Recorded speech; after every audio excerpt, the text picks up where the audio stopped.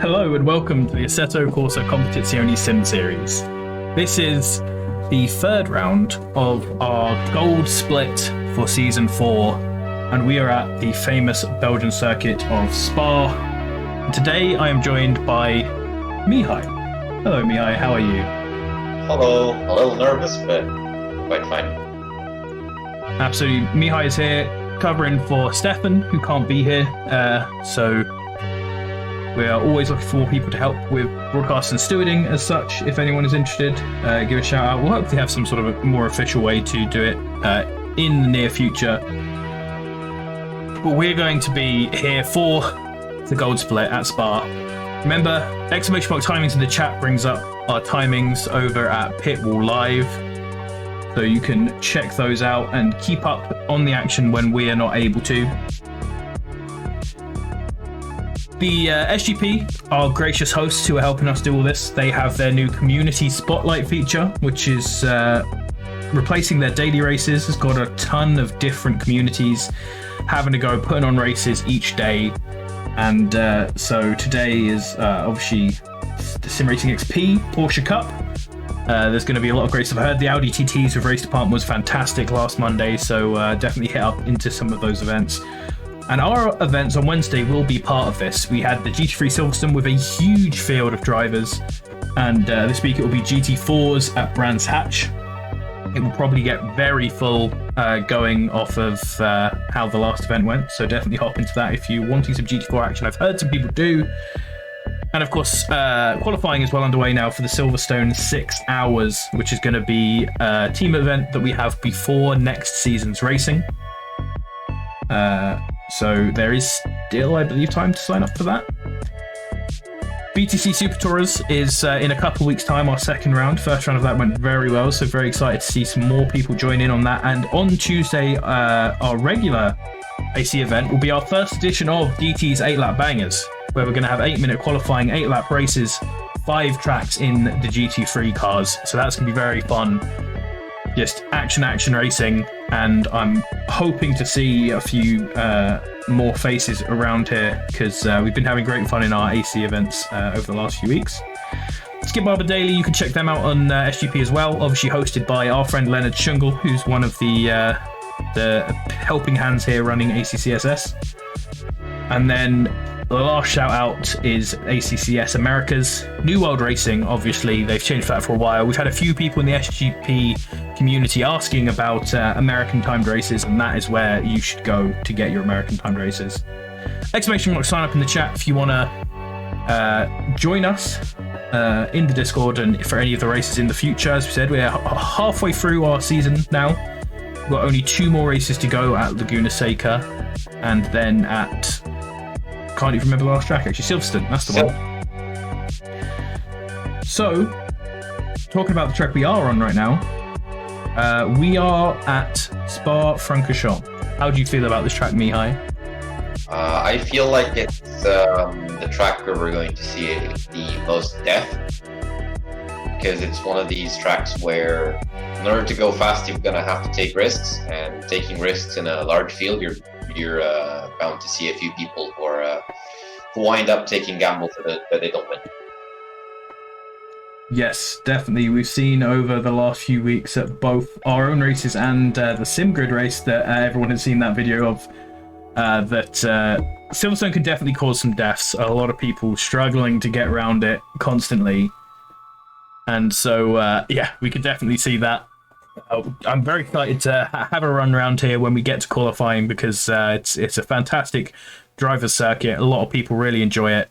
Two big main overtaking opportunities, obviously at the chicane and then at La Com after the main straight. So it's always good fun hopping around here. If we have a look at the standings then, are there any drivers who we're going to be seeing today that you are interested in having a look at?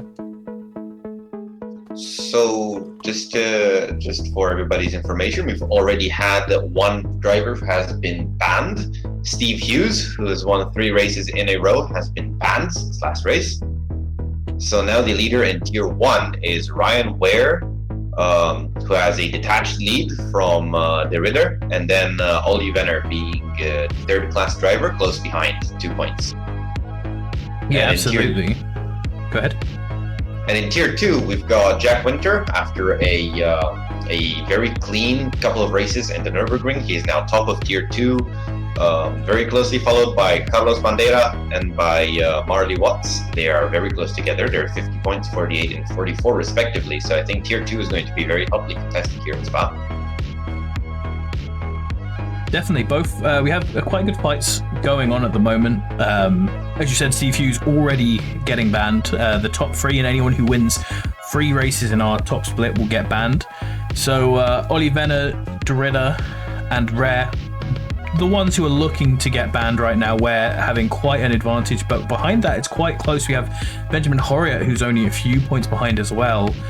Victor Janba in the Honda, not far behind as well. Good to see the Hondas doing really well because obviously that was a car that, especially before the BOP adjustments, we did not see nearly at all. And it's good to see some of these new cars now.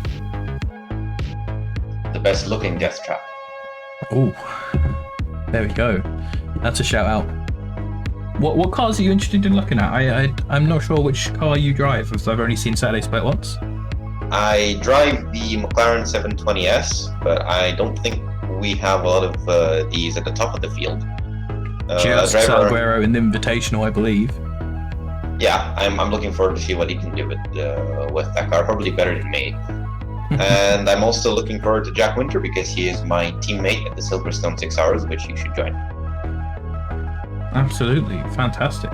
Good to see that. He's in Aston Martin. There are too many Astons around. Astons and Bentleys, the big popular cars this season. Not sure if we're going to see all the Bentleys. I'm looking in the game now, and there's just a few Bentleys hanging around.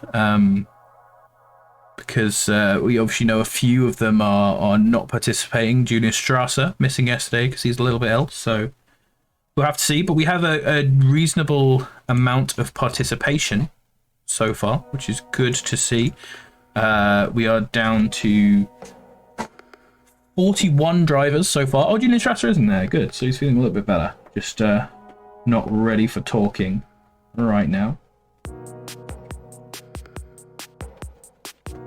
So far in the practice session, De Ridder is topping our timetable. Shane Thomas right up there, as long as Maciej Markowski, who I don't believe has actually taken part in any of our races so far. He was one of our original band drivers and is back in the invitational split. For those who haven't been watching and don't know how ACCSS works, in our top split we have obviously the white names who are our pro drivers and the red names who are our AM drivers, who will be going through 2 30-minute races with 1 mandatory pit stop and tyre change. And then we have the silver names, who are our invitational drivers. These guys are some of the community members who've already been banned from, as we said, coming top 3 or getting 3 wins in our highest split. And they come back not to compete for the actual crown or for the bans, but just to pump up the numbers and give some good competition to our people at the front as well. And some hopefully good racing to some of our guys further down the field. I'd like to see any of you guys in chat shouting out your favorite drivers. I see some hype for Marley. Saw some hype for Arno earlier on. Arno, who's obviously got his fans coming in. So shout out whoever you are interested in supporting. I'm actually going to resize this window slightly because I fixed the issue, which was why I resized it. I'm very happy about. Look at that. I can see everything now. Speaking of which, I just realized I can click on the map to see cars. Oh my god. Yeah, there's a lot of, for all of the weird things that ACC misses, and we would like them to perhaps do better, they do have some just random features in there that you're like, yeah. Arno Storms, Alvarado, all getting shout outs, Martin Cube, all giving us Alvarado, good ideas of which cars to look for. Alvarado, the keyboard hero. Yep. Everyone's favourite keyboard hero.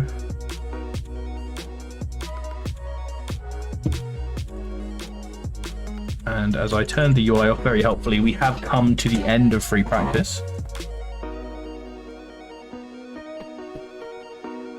So as soon as the server change is over, we can have a look. The first 15 seconds of the practice server, or the qualifying server, my bad, is for the pros. And then the AMs take the next 15. As it did the other way around, don't the AMs start first? Yep, I may have just said that the wrong way around. Yes. But good news, the steward sheet is here. So in the ACCSS media thing, I have just put the steward sheet so we can see that now, which is fantastic. I can confirm I see it. Beautiful. Right, get that loaded up.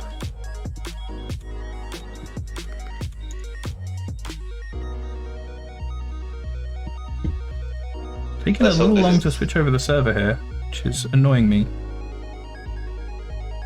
That's because currently Paul Glover is running a lap, and quite a few others of course, it was Paul Glover. Damn Paul Glover. Well, then, before we go into the session,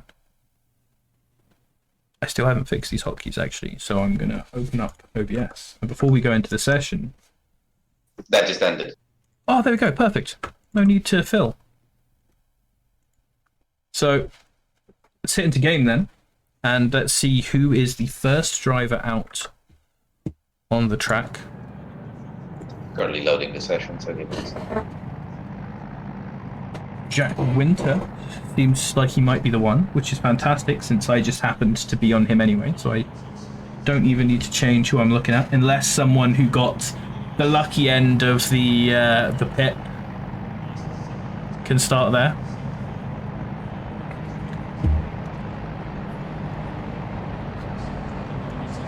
The session hasn't ticked over for me. I have to rejoin.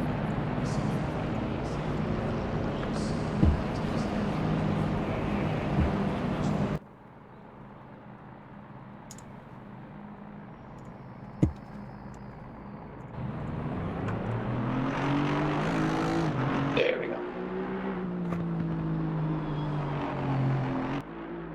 That's a fantastic camera shot, actually. I wish I could pause on that, but we just see the cars rolling out of the pit lane. The humongous pit lane. Yep. Turn the UI off and just have a nice look at some of the scenery. Jack Winter in the Senna-looking Aston Martin here. So speaking of the pit lane, an interesting thing about Spa is that it's quite difficult to get valid laps without getting off tracks. So let's hope nobody here gets a drive-through, because those are going to be long.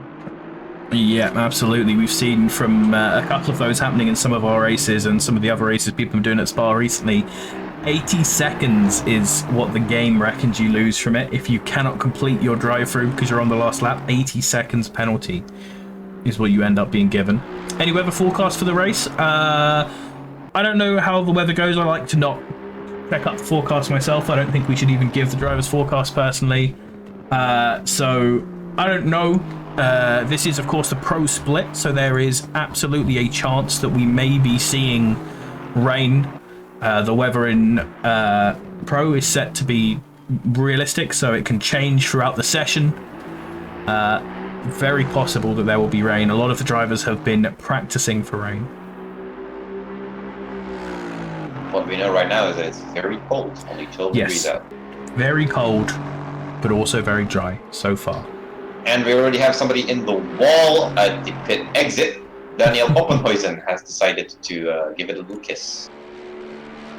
And the very colourful Mercedes. Love that car.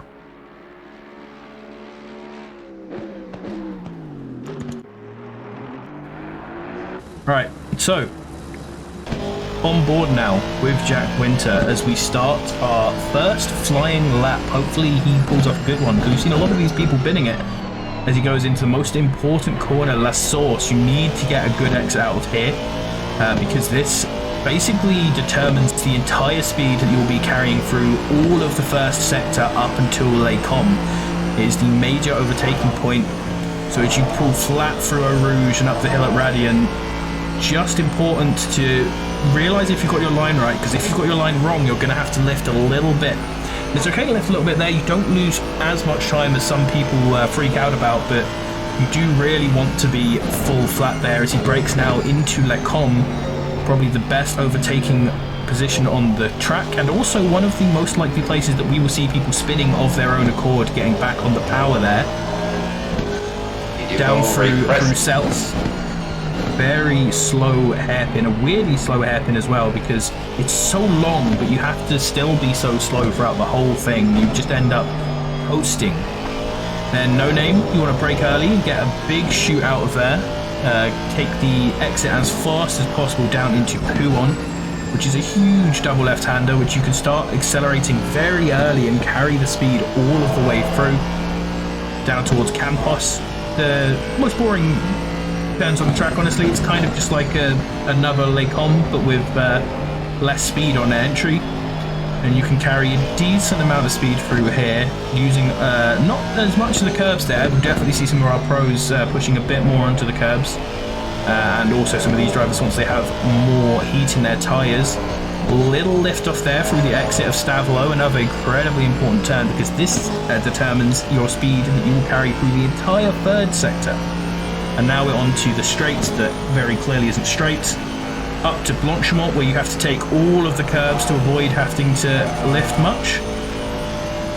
Down into the chicane, which is the other biggest possible overtaking opportunity. And a place where, if this goes like any of our other races, we're going to see a lot of carnage behind. Well, it's a big braking zone, so it's very tempting to try to throw an overtake down the inside over there. But it's also a turn which you want to open up, which means a lot of people will see space down the inside that doesn't actually exist, because the door is going to close right on them. Absolutely, yes. And then once you've done that, and you're going side by side with the car that you've just outrageously dived, that's the point where you put a little bit too much power on and you spin into him. So here are our laps that we've got down so far. Actually a huge range here. We have all the way down to Sanchez at a 2:21 and all the way up to Jack Winter, who we were just on board with a 2:18.8. So a very good lap, despite him not taking as much curb as he perhaps could have. Perhaps I'm wrong and the Aston Martin doesn't take the curbs well. I've been watching a lot of Bentleys driving around here, as we have a lot of Bentleys in our split, and that thing eats the curbs. I think he was just doing a banker lap here to make sure he has something on the board. The thing about taking curbs is that it can go wrong, and you'd rather have a time on the board than nothing. Absolutely, yeah. You definitely want to make sure you get anything on the board. People are asking for the bets. Okay, we're gonna definitely have to throw in some bets. Crashly crashes.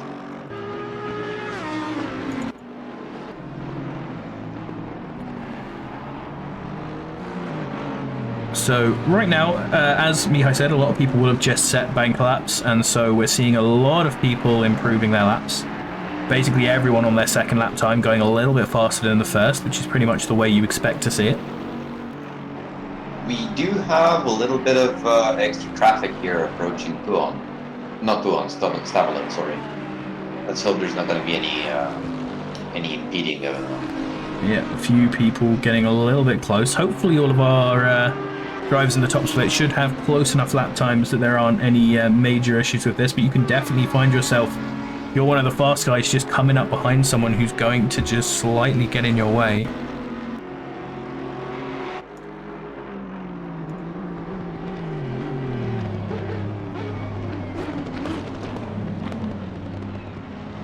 Also, since this track is so long, these people won't have that many opportunities to set a good lap time. It's only about 3 or 4 laps and then you're done.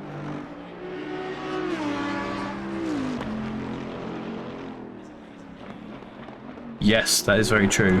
The longer the lap time, obviously, the less opportunities you get. So we're going to throw up a quick prediction since people have been asking for it. People have been enjoying this. I let Dan test it out, but now that people actually want it, I'm going to throw it in. So what we've got first is, in the AM qualifying at least, will the fastest lap time be a 2:17 or a 2:16?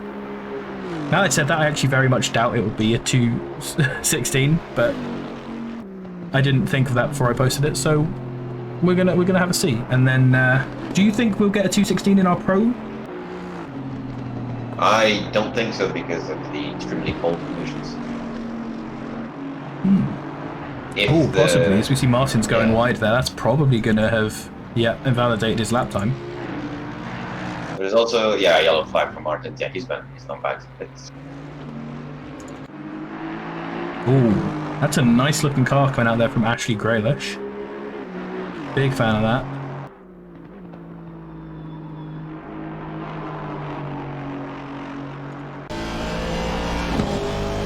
Got Florian Sachs with improved second time at the moment.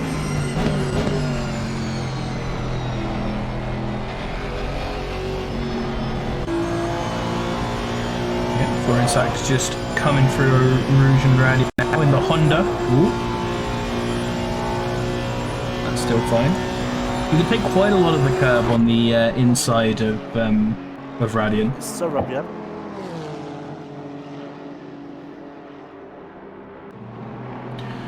Yeah, I definitely, I definitely made a silly prediction there, but I've managed to already just give some coins to people from a mistake. I mean, hey, if Malinowski was here. Yeah, if someone absolutely sends it, it could happen, and then you'll be laughing. Ashley Graylish actually just coming over the line with a big improvement, jumps up to second position with a 2:18.7.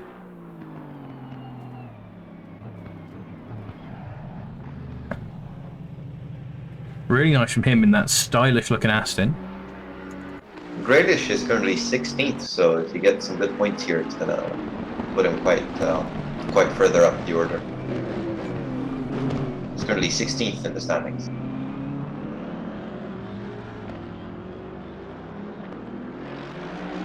A couple of drivers doing something which we're going to see a lot here. We've just seen a couple of drivers do it, which is getting to the chicane and then losing all of their lap time, because the chicane is really tricky, and getting a nice exit from there is super hard. So if you get a good exit from there on one of your laps, it suddenly becomes almost impossible to make up delta in that location, because it's just so tricky to constantly be on that. Have your accelerating just right so that you don't loud pedal. Ooh, going very deep in there from Sachs. Gonna lose a lot of time. Yeah, all of his time gone. But Jack Winters now is actually up as well.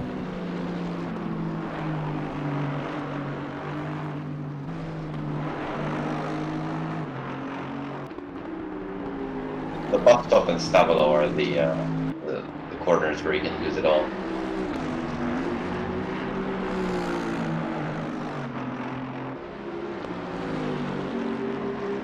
Jack Winter getting a nice exit from Stavolo is up on his time. You can look in the basic HUD so you can see his delta as he goes. Actually losing a very tiny bit there, so it looks like, yeah, he had to lift through Blanchimont a bit more than he did on his previous fastest run. So it all comes down to chicanes nice and tight on the first apex. Nice, good exit out of there. Oh, but just bogs down a little bit as he's going up the gears and loses a bit more time, but still an improvement. So a 2:18.4 already from our AMs. Yeah, and since I got the times a bit wrong on the prediction, we'll ignore the fact that it says AM and just do it for the whole of qualifying, and just see if any of our pros can get there to give you a better chance of getting a good one. Looking at Martin Roundtree now in a very interesting liveried Ferrari. I'm actually quite a fan of this. Alvin Strom is doing pretty good in that McLaren, so I'm happy about that. Currently P5. Yep, there we go. You have a McLaren boy doing well. This is a good track for McLaren, as you see him following Oppenheisen down there. Downforce. Yeah. Cars that do good on this track are very much cars that are strong on aero, so cars like the Ferrari, the McLaren, the Nissan even, and the Honda, that can have those high top speeds due to their nice aero, but still have enough downforce to get them around Sector 2. You get a lot of cars like the Bentley that are incredibly stable here and really nice to drive, but they just don't actually do that well because they are so aero limited on the straights. So as you're talking, apparently Daniel Oppenheisen had a little moment and caused the yellow flag. Yeah, so, I think he was just getting out of the way of Alvin and decided to jump back to the pits. Oh, we had Sachs in the source as well. He also had a moment.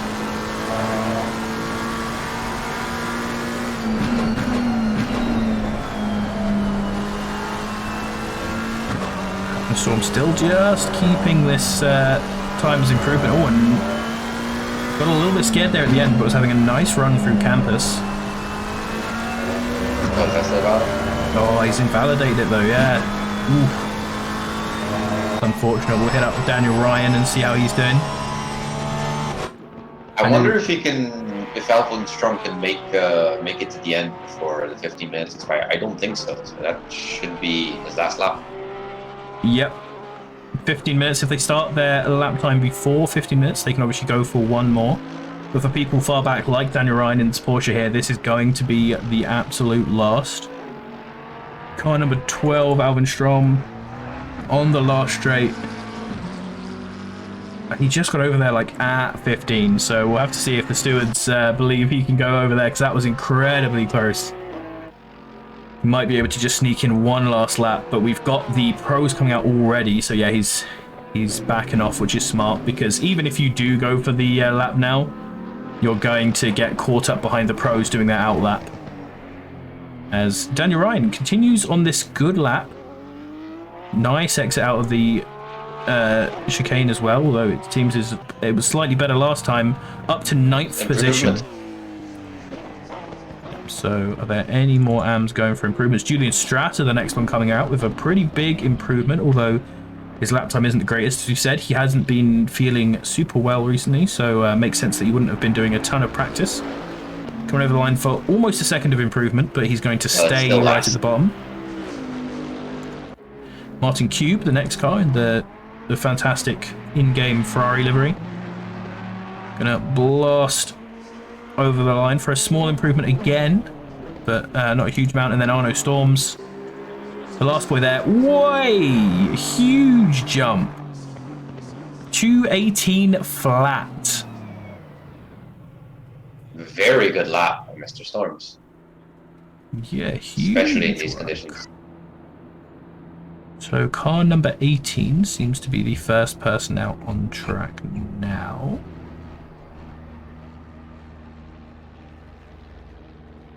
Where's Jack Winter doing his last lap? I'm going to be quite curious if our invitational drivers will be faster than our pro split or not. Quite interesting to see. Yep, they haven't been consistently fast. There's normally one or two of them who are right up at the top. But this is a track that obviously a lot of people very much like. So I wouldn't be surprised to see I know for sure some of them have been spending a lot of time doing races here. As we see Salguero, one of our invitational split, he's going to be the first of our pro to set the flying lap. So we're going to do an onboard lap with him, with his HUD on as well. Coming down, carrying quite a bit of speed through La Source there.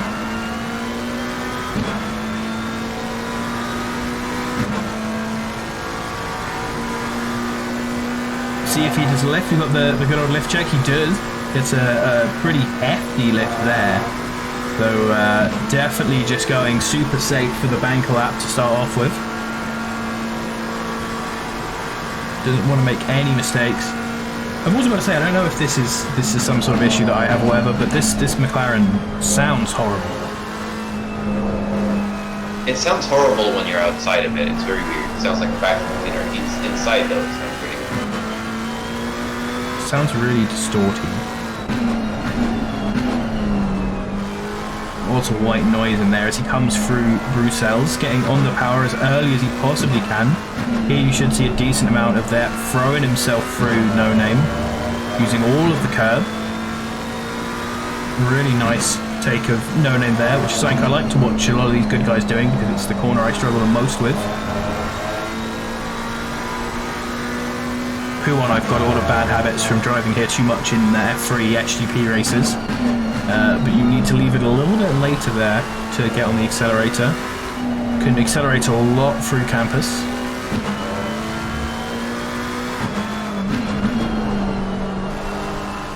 Then out nice and wide onto these curbing for Stabilo. Onto the run to Blanchimont.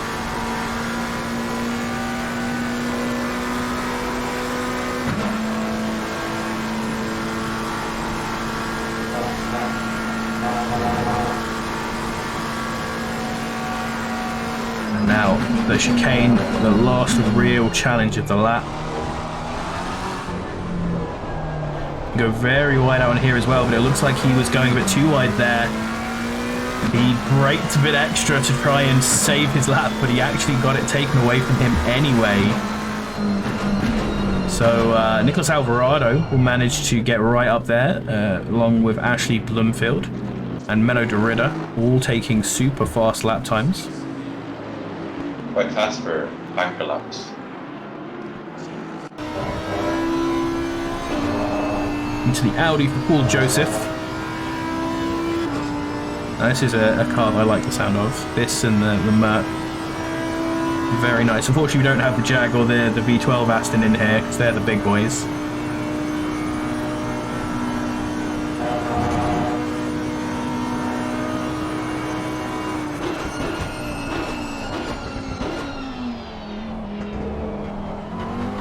Apologize for my accent. I accidentally disconnected my headset. No worries. Paul Chotin, Victor Yanova sitting a little further down the tables as we look further up. Nicholas Norberg is in 17th right now. There he is. In his newfound love, the Mercedes AMG. The big chunky sounding car as well. That car's got a bit of a roar to it. Rodrigo Iverson up in 30th. In the Pork. And you see, there we go. This is a track that we've got a lot of our drivers obviously big fans of, because we can see that the apart from Storms and Arno Storms and Jack Winter, who've done incredible lap times up there in the 218s, the 218s have been broken instantly by our fastest drivers.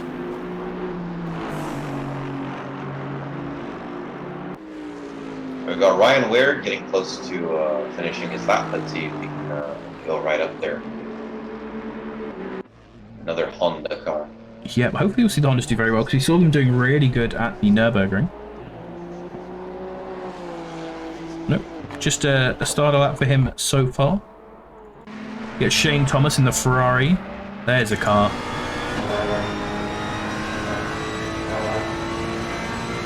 He's coming through with a big improvement on his already big time.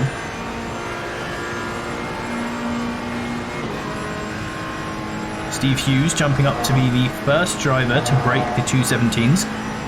Maciej Markowski following it as well. 17.5, that's one hell of a lap. And depending on how well he pulls off the chicane here, Shane Thomas is going to join them up there with the 17.8.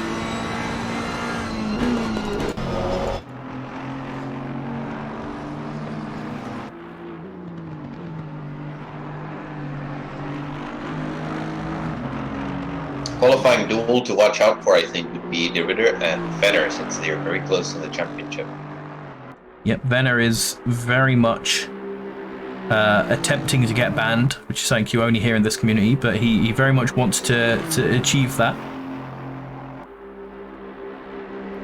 Yep, like guys, Steve Hughes is banned, but when you get banned for winning races, you get to keep competing for the rest of the season that you are in.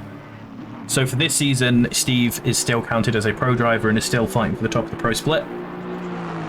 But anytime after this, he will be, if he comes back next season, he will be an invitational driver.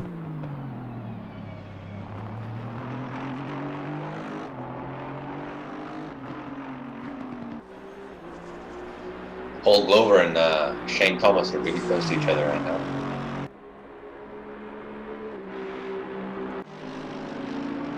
Yep, Shane Thomas there, perhaps being held up a little bit by the Bentley. Paul Glover, one of the many drivers we have in the top split, who's trying out the Bentley for the first time, is going to hop out of the Ferrari's way. Speaking of Bentleys, I just saw Hughes in the gravel at Stavolo. He reset now, but it does seem like the Bentleys are having a little bit of trouble. Yeah, like I said, the Bentleys feel really nice to drive around here. They're super stable, but you really have to push to get the time out of them, and so we're definitely going to see a few people finding the limits there of these cars. Mercedes is another one that isn't perfectly attuned to this track. Everyone thinks it will be good because it's known for its incredible power, but the aero on it isn't as good as some of the other cars, so in top speed it doesn't actually have that advantage. The advantage it does have is through places like the chicane, where you're getting on the power at low revs, as Norberg throws himself up to a very respectable 7th position, 218.3.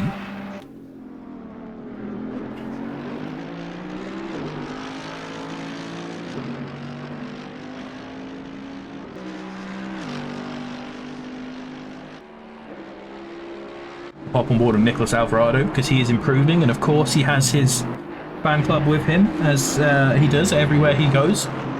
218.4 is his best time overall, so only needs a little bit more improvement to start pushing down to that 218.7 because he's 3 tenths up on his time coming through Pouon.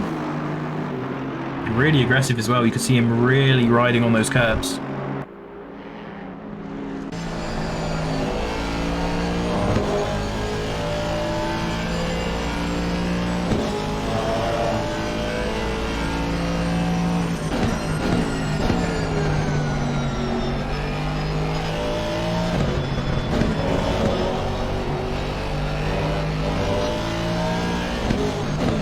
Who's the favourite to get pole? Asks Izzy in the chat. Before this, I would have said Steve Hughes, honestly, because he pretty much only drives the Bentley and he loves this track. So definitely expecting to see him doing a little bit better. I would like to see one of our races having rain. I think that would be nice. We got a dry race and a wet race. Good variety.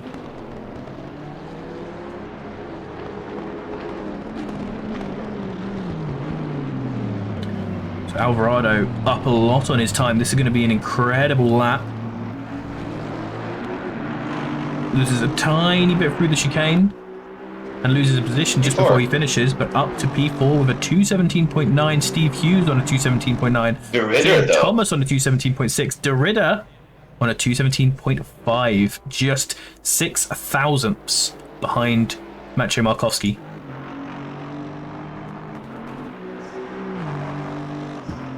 Oh, Hughes hit a wall. He's gone. Oh. He's yep. He took a wall at the exit of Eau Rouge. That's it for him. He's looking for that lap where he is absolutely refusing to lift through Eau Rouge. He's going to go for it again. He's going to try and pin another one on. Does he have that? Yes, he does, because his pit box is right at the exit. Yeah. He's going to have another lap. In the this is strategy right here. This is intelligence coming in, because a lot of the drivers are saying this, that they were waiting. They skipped practice specifically in order so that they would be one of the last to join the server to get the better pit boxes. So people definitely playing the layout of the track a little bit to try and get these slight advantages. Ashley Bloomfield, one of the only drivers up on his time right now, who is out on the field. Ollie Venner was very close to being one. Where is he on the track? He's a little bit behind. So if he catches up, we can watch him afterwards. These are sort of the gang of Bentley boys here, all the guys who've hopped in the Bentley to try it out for this season to join Steve Hughes, who's of course a regular in that car. See how much they're just taking some of these curbs as well, compared to the Astons who take a lot less. Feed the Bentley.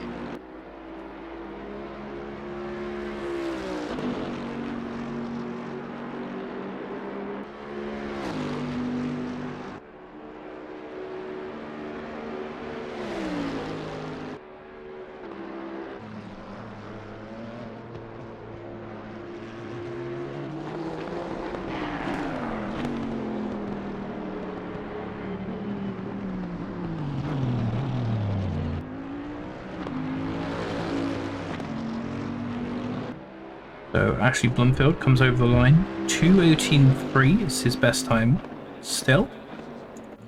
Horiot actually is putting in a decent lap time further on as well. Ashley Blumfield actually can start another lap as well. We do have a little bit more time.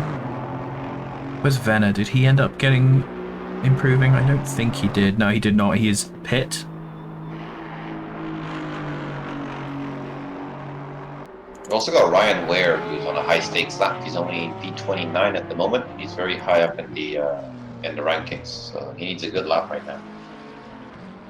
Well, unfortunately, that's his lap. Yep. Yeah, he was already half a second down on the straight and knew he was not going to be getting any improvement after that, so he ended up dipping the lap. And everyone now we're looking at, just seeing the greens. Oh, Hughes has done it again, second time in a row, and he cannot get through. Oh no. Arouge and Radian at full speed throws himself into the wall, and that's going to be him stuck there at P4 for the highest. But luckily for him, it looks like he's going to stay P4 because very few people, as I was trying to say, are improving on their lap times. Rodrigo Iverson, Nicholas Alvarado, and Menno de Ridder are all like hovering around about equal to their lap times. Looking like if they do make any advantage, it won't be a slight amount, as Iverson surely,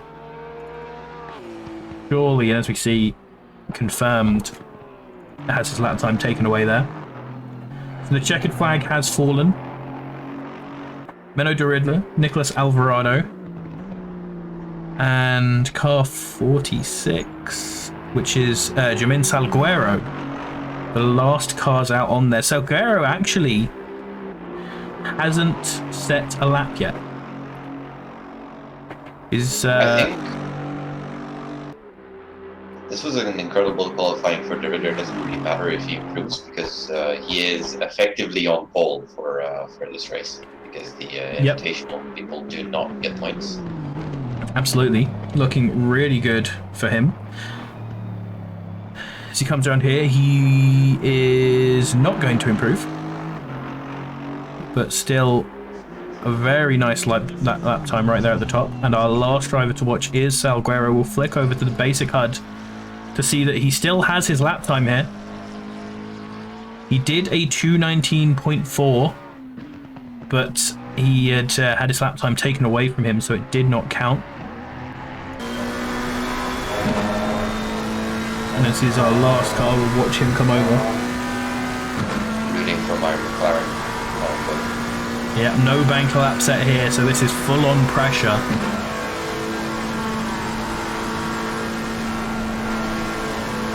Smart little left through there.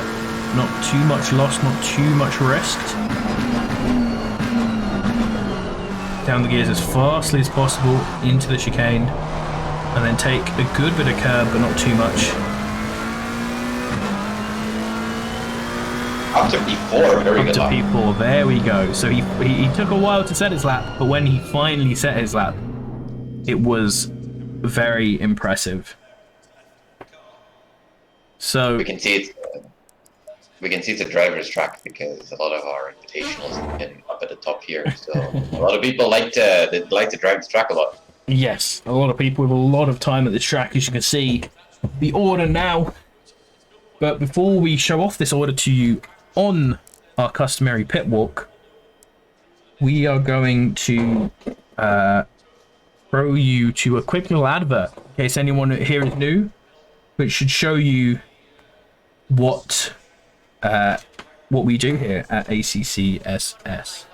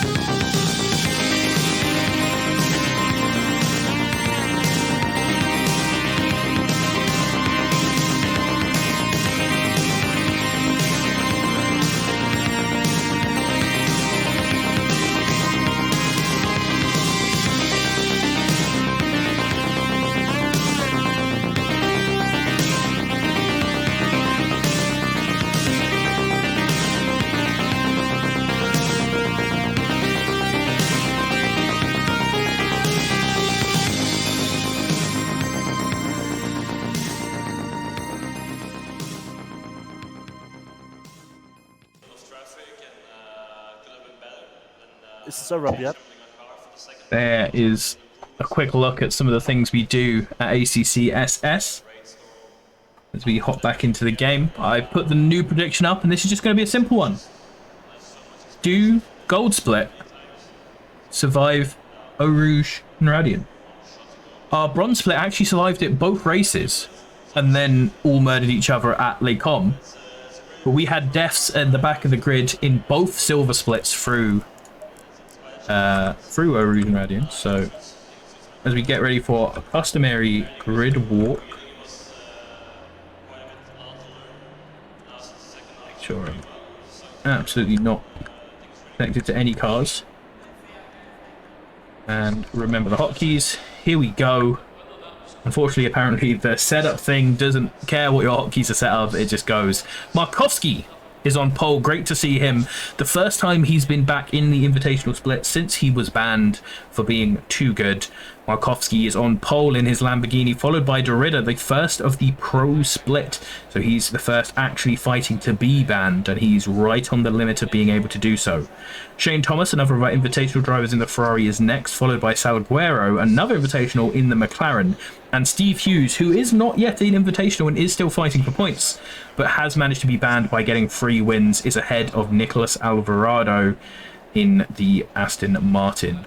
Benjamin Horrier and Arno Stroms coming up behind them in 2 more Astons, and we have another Aston on the row behind them. Jack Winter is behind Ollie Venner, who's very much looking to pull himself up a position so he can get banned.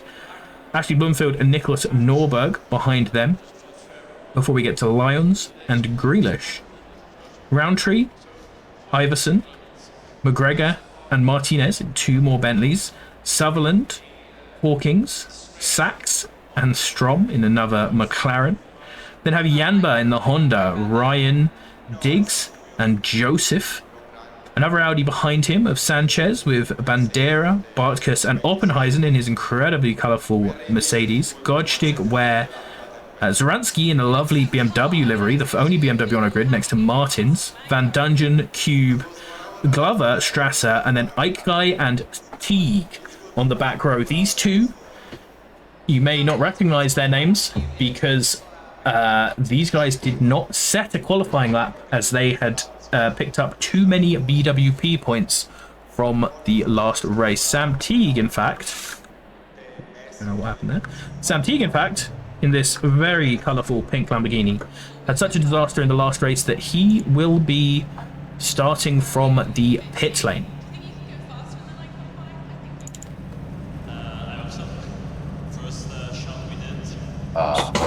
The track may be dry, but it's 9 degrees currently. We've got a cold boy going on for us for the first race. Tyre warm-up is going to be a big issue. Going to see a lot of people scraping those brakes. You've got a shout out for Glover to have a good race. A shout out for Teague to make a big old comeback. As our drivers go onto their formation lap. While the formation lap is loading, because formation laps aren't exactly the most interesting thing, and also they're really dumb in this game because everyone just drives through each other. We are going to hop to some highlights from our 2.4 hour endurance race at Kyalami.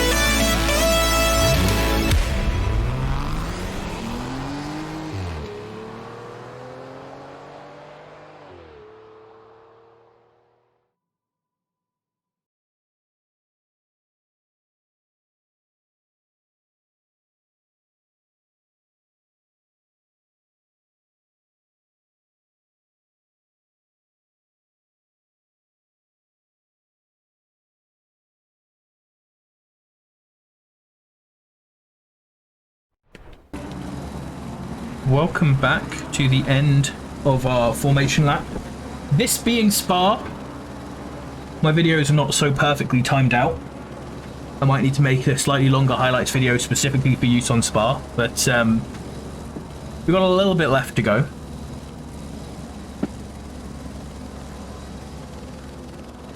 We should see our guys start going 2x2 soon. Hopefully we won't see anyone messing up the start procedure and getting too far forward in their box like we saw in the last race.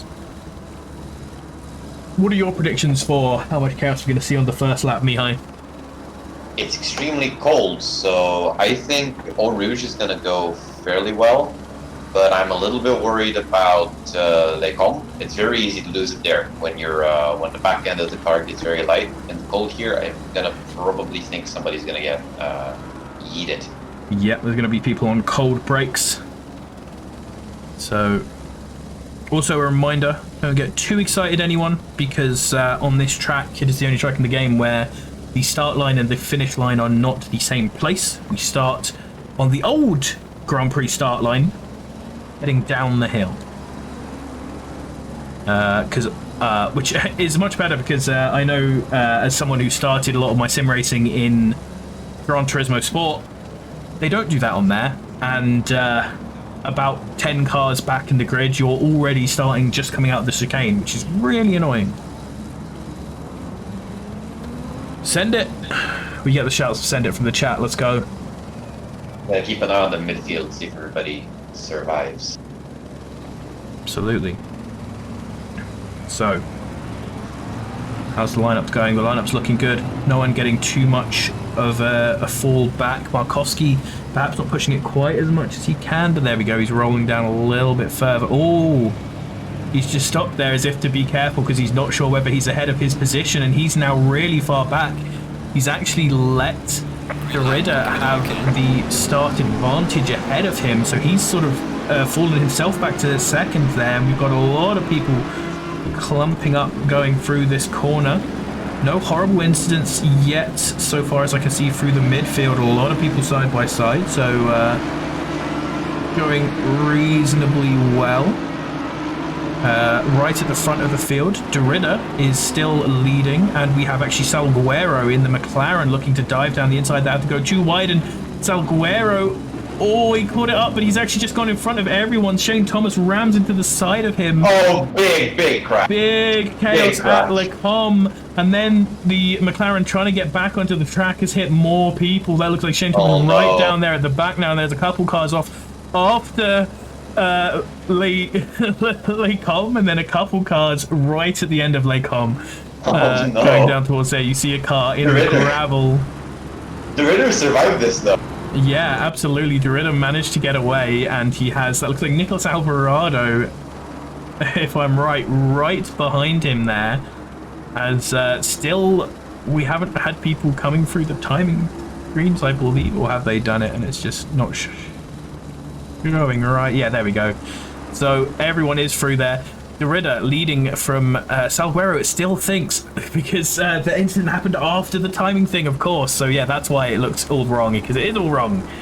I'm pretty sure that's Nicholas Alvarado behind Derrida. There we go. As they cross the line, Ollie Venner in third. That's going to be really good for him. He's going to be happy with that because, as I said, he's looking to get banned here, and he hasn't had the great start to the season, so he really needs to perform in these last stages. He is right in front of Steve Hughes. These two actually just completed the SimGrid daily race here, so trying to get every little last bit of practice that they can in there.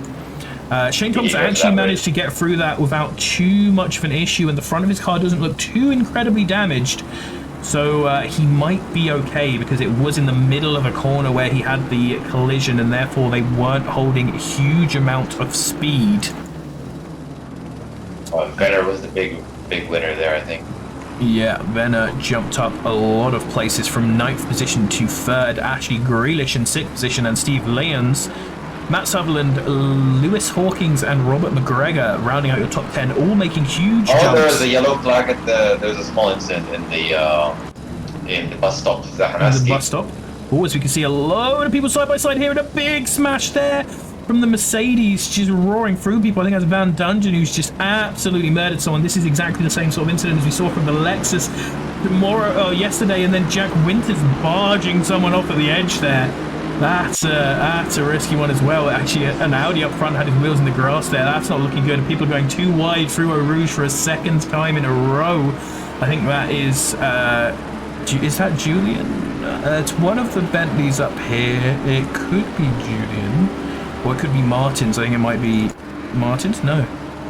Anyway, whoever that was, they were very brave there and had to let off a little bit as we watch a lot of our cars go through. Derrida still leading the pack, and the lead pack is starting to spread out a little bit. Alvarado seemingly he actually has done faster laps than Derrida, so we could see him catching up soon, but Derrida might have just been slowed down by the mistakes that he himself made in Le Com. We're seeing a big gap start to break out between the people who did not get caught up in that chaos and the people who did.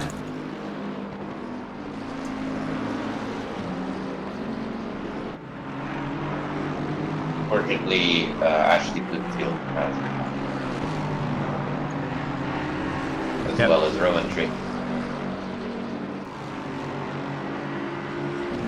As Mihai says, Bloomfield, Roundtree, and Markowski all in the pits right now. Although a couple of them, you can see Markowski and Roundtree are moving, so they are looking to get back in there. As 114 is off in Pouin.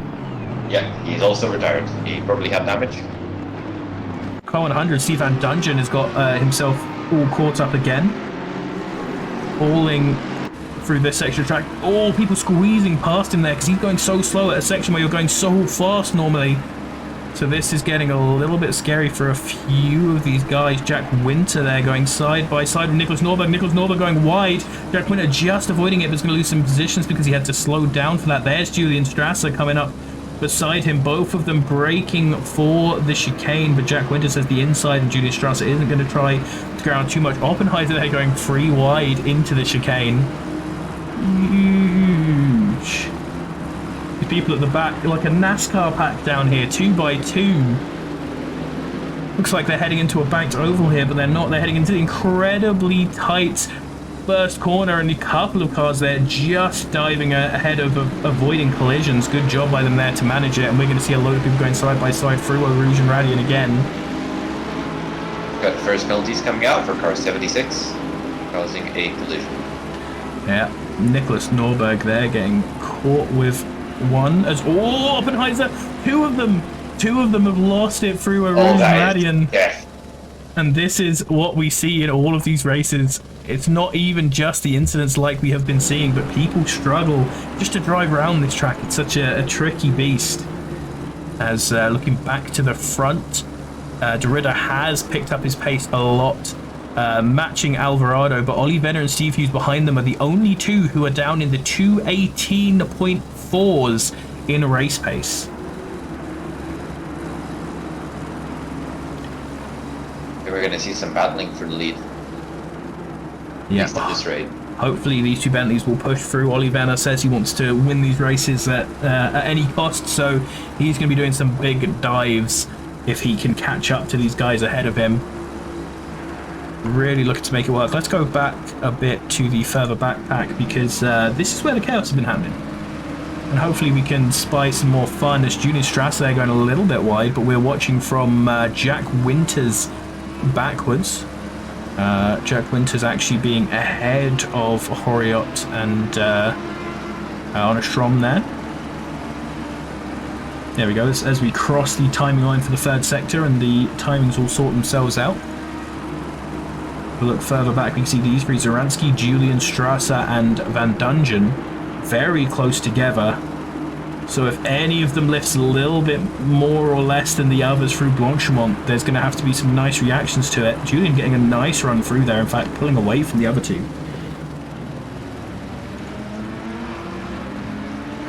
And we can sit here and watch a few people coming through the chicane. There's actually a very good move by Arno Storms on Benjamin Orio in Blanchemont. Classic move on the inside. Nice, good job. You can see him there following Jack Winters. We'll sit on board with him for a little bit as we run through Eau Rouge and Radian.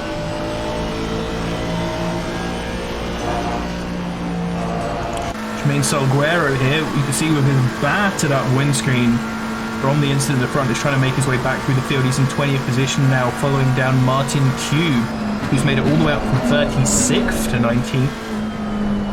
Someone else you should definitely get the shout out now is Aloy Ike guy in the Lexus, because he's made it all the way up from 39th to 17th. So a really nice clean run, and this is something which, because of all these incidents, we always see at Spa, is just these clean runs really matter a lot more on this track than outright pace.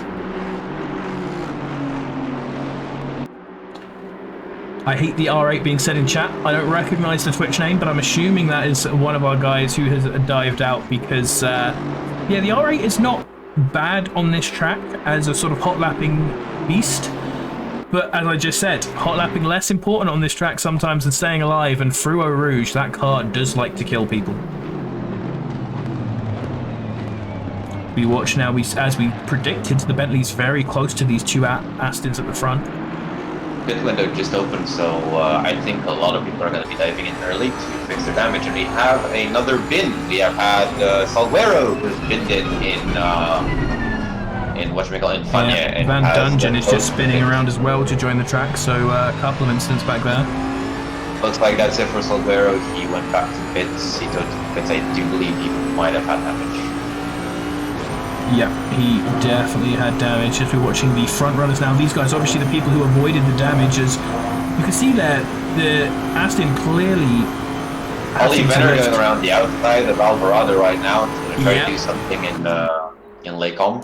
He didn't have to lift, and Alvarado, obviously being the keyboard and mouse warrior, if he has to lift, very hard for him to lift as little as we can with pedals. So sticking through here, Alvarado though absolutely is not going to give this position up easily. Ollie Venner's going to have to tussle for it, and that he's going to do.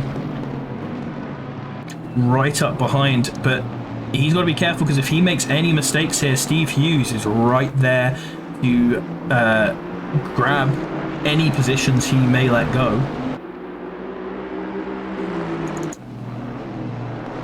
Ryan Ware also a winner in this in that giant ball of death. He's gone from 29th to 13th, and that's very good for him as he's quite high up in the championship.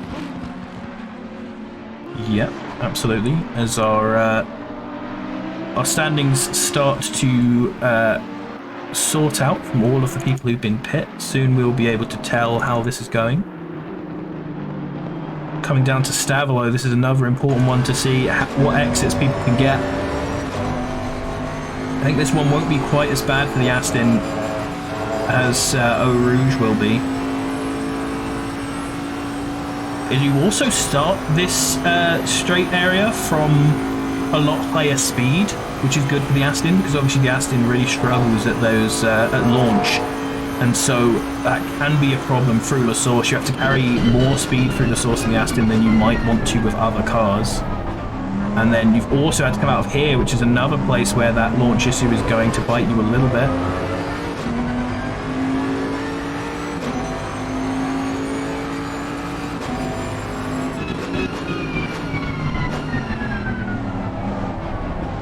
See there, Venner trying to angle himself a tiny bit more before the turn than Alvarado was able to. And this is an awkward part, because he needs to make sure he's far enough behind at Eau Rouge that he doesn't collect or anything. Oh, that's going to be a track warning, I think. That very well could be. Right on the limit, because you are allowed to cut a decent amount there. Alvarado now going defensive, right pushing up to the nose. So they're side by side, but Alvarado going defensive means he does have what's possibly the better line. Oh! And he just cuts over the Bentley. That was very dangerous. If Venner hadn't have been quick on the brake pedal, he would have absolutely taken Alvarado out there. They managed to get through there safely. Oh, we've had an accident at Lake Om. Jack Winter has a stop-go 30, and he has retired. Or at least he's towed to the pits, so something must have happened. Yeah, stop-go 30 looks like he was speeding in the pit lane there. I think he towed outside stop-go 30. Because he looked like he had a yellow flag at the conference, so I think that's his race over. Yeah, that probably means that he stopped coming out of the pits after realizing he had to stop go. And then hopped back in, not wanting to waste his time, wanting to just hop back into the next race when he has more of a chance. Arno Storm's here fighting with Rodrigo Iverson. You can see Julian Strasser has a drive-through as well, which I assume is going to be for pit speeding, but could also be for track limits. No drive-throughs or stop-goes have been given in the penalty sheet, so they are all in-game penalties there, as Julian Strasser there, very slow on the outside. Looks like he made a bit of a mistake and was just letting the faster drivers past. Going to have to serve his drive-through sometime soon if he's going to keep running with it.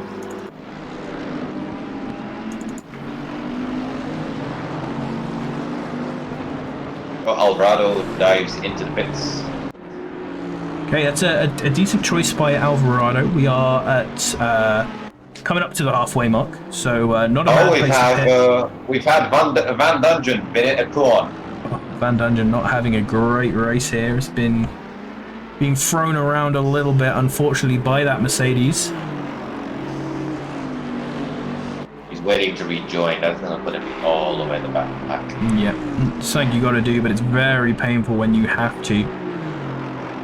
Go-on is very tricky since you're going to brake and turn on a downhill. It's so easy to lose back there. Absolutely, Sam Teague trying to fight his way up from the back. Hasn't pit yet. Car 101 has received 10 seconds penalty. Unsafe rejoin. I think that was the one you Karchtig. Gustav Gordstig, unfortunately, who has pit, but is still reasonably low down. Although he is in the AM split, and remember the top 15 of each split gets points.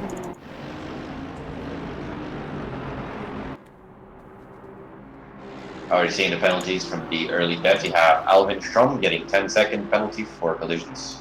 We are at the halfway mark, still a long way to go. So I'm going to end the prediction now, because I probably should have done that earlier, because I could have. They did survive Eau Rouge. It was Les Combes where they all died. So my prediction came true. Yeah. We got Steve Hughes all over Ollie Benner over here. He just went through the pit path and are going down towards Stavelo. And they're getting right behind a couple of other cars as well. One of those is Ritter, but one of those is a back marker. That back marker, is that Ike Guy? That might be Ike Guy. It is Ike Guy, he is one of the leaders of those who have pit.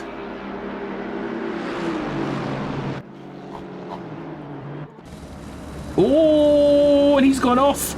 He's gone off, and that's let Olivera get around to Ritter, because the Ritter was slowing down to get out of the way, and now Steve Hughes is even on the inside for the chicane. Both of the Bentleys diving into pit though. Yeah, yeah, and Shane Thomas following them. I think Venner had a bit of a date with the ball there coming in. Yeah, a little bit of a tap maybe, so Ritter will actually not lose that much from there, just a little bit of time. But now he's free and open and able to go and try and just set some fast laps. Ashley was caught up in the huge incident at Les Combes where Salguero spun into the pack, so a lot of cars getting damage from that. It's really shaken up our order quite a bit, as we see a lot of our front runners in the pit now. Ryan Sachs diving in. Will Ryan Ware has not dived in, so Ryan Ware is now actually second position in the race. Always pulling the Honda up there. Ryan Ware likes to do these long first stints. We're seeing a lot more penalties. Car number 156, Chris Meadows. Wait, what? No, not Chris Meadows. Sorry. Chris Meadows is doing. Car number 156 has got 15 seconds penalty. He was probably the cause of that giant death ball. That would be Mr. Diggs, who has retired anyway, so those penalties aren't really effective. Car number 52 as well has gotten 15 seconds penalty. That would be Mr. Cube.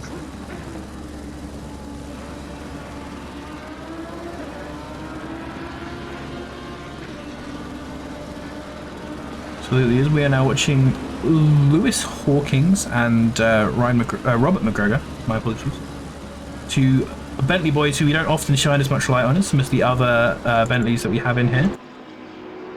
Try not to use camera set 1 because it's very hard to watch the action using those. The people who have not pitted, we've got Ryan Ware all over the Ritter now.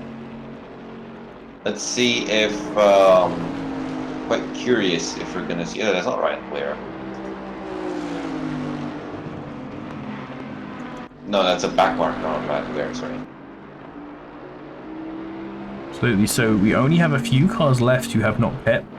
Actually, Markowski, who's obviously caught up in that incident, very far back, but has not pit. And then our top 4 right now, Derrida, Rare, Sanchez, and Glover. Oh, and Derrida finally dropped it. There we go. Do you have enough time to stick for another one if they wanted to? But for now, diving in. Sanchez Trujillo, he's choosing to stay out long. He has a bit of the air on him, but he does have a little bit of actually, no, he doesn't have pressure because he This gets back. is actually very interesting. The pits have been a disaster for some. Coming out of the, going into the pit stops, we had Venner, then Hughes, then Thomas. But Hughes has actually not just managed to jump Venner, but also Alvarado. And then Thomas has also managed to jump Venner. So Venner not having good pit stops and has been thrown back behind some of his competitors there. All over in bits. Alvarado was already setting slightly slower lap times than these guys behind when he pit earlier. So didn't manage to pull off the undercut like he would have wanted to. He's now right behind Steve Hughes, giving him a bit of that aggro flash. He loves that button. So Robbie,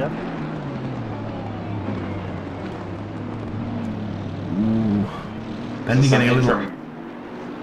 Sorry, there's some information on Jack Winter. Apparently that stop go 30 was because apparently the server does not have automatic limiters.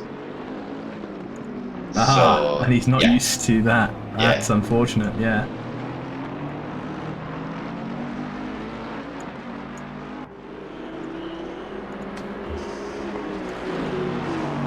Will the Ritter be able to come back in the lead or not? Yep, so Derrida's coming out here, and he's lost already 2 places. He's losing to Shane Thomas as well, coming out losing to Venner. So he's had even worse pit stops than any of the others have combined, because he's dropped a ton of places there. His last lap was a 2:18.6. So that's not bad, including going into the pit stop there.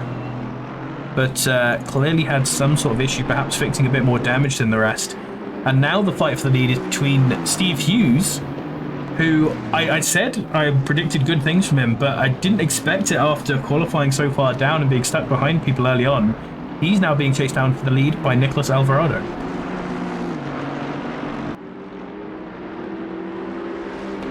Oh, and Martinez overcooks the chicane. he was trying to do a move on Zahransky. Yeah, very easy to do so down there. There in Lake Com, very easy to get the spins on.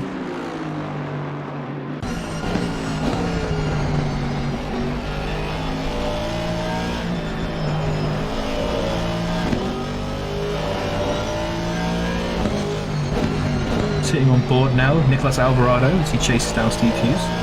Back marker just coming up, but not getting in anyone's way just yet.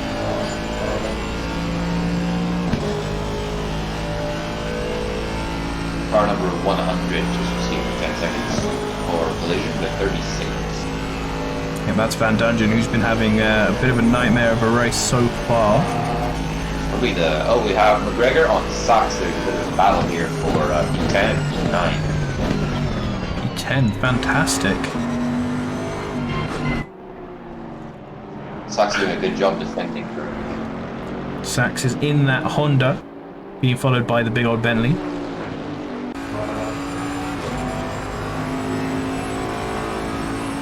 The scariest thing, seeing that big old grill in there.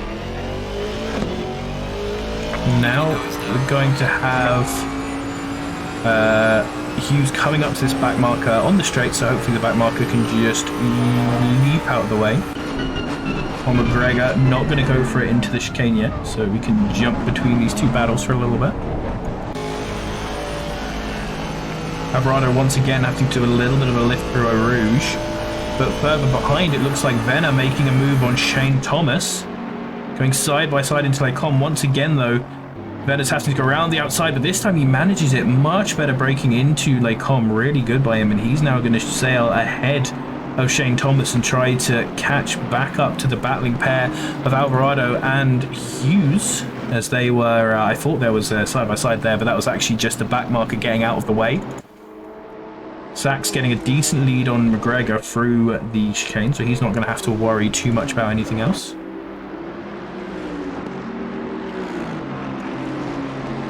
The three-way battle further back between Hawkins, Glover, and Storms. Excellent, lovely to see. Good to see Glover getting in some action. He has Arno just behind him as well. I think Storms is making a move here on the inside after Rouge has slightly better exit. Yeah, really nice days already side by side on Glover, and Glover didn't get a chance to go defensive as we've seen the other cars as they're trying to go 3 wide. Glover just pulling out of that. Arno taking one position, not able quite yet to get the other, but he could get a better exit. He's in the better line, and he's now side by side with the Bentley of Hawkins going down towards Bruxelles. Make the stick. You can hold it in, and the Bentley's just going to... Bentley gets ahead of him just enough to push him out of there and absolutely not allow anything to happen. So nice driving there from the three of them.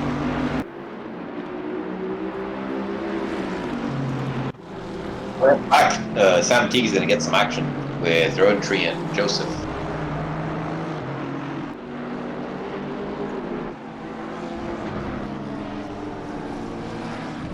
Yep, Sam Teague, they're diving on the inside of Rowntree as Rowntree goes a little bit wide through Stavilo.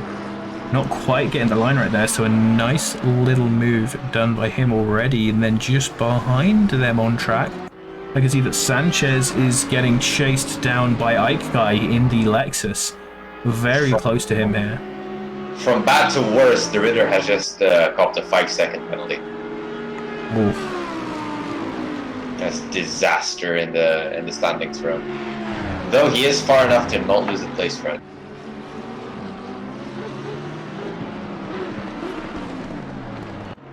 Quite curious why he got that. Martin Cube here as well, being chased down by Paul Glover. Martin Cube with that big penalty, so Glover is quite safe here. Although he has obviously made some sort of mistake because he's fallen back from Hawkins and Storms, who he was battling with. Actually, Hawkins is back here with him as well, so both of them making mistakes, but at separate times because they weren't both on the same split, which means Arno Storms is out on his own now, having made up a couple of positions up into 18th. After pretty Martin's after a pretty good trap cut, and Eau Rouge is going to try to catch up to Ike Guy. Maybe he's going to try to make a move until they come.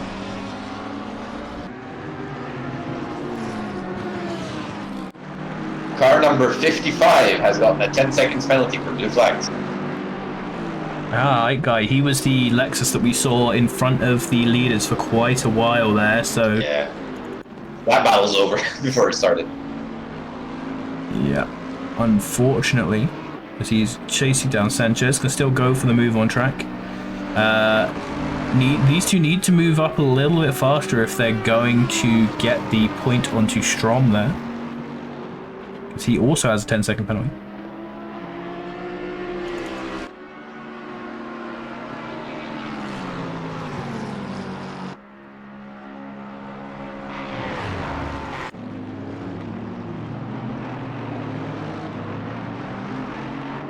So Steve Hughes starting to do what he likes to do and has been doing before Hal, and has finally managed to start pulling away from the rest of the pack. Ollie Venner, right up behind Nicholas Alvarado, is looking to make this move stick.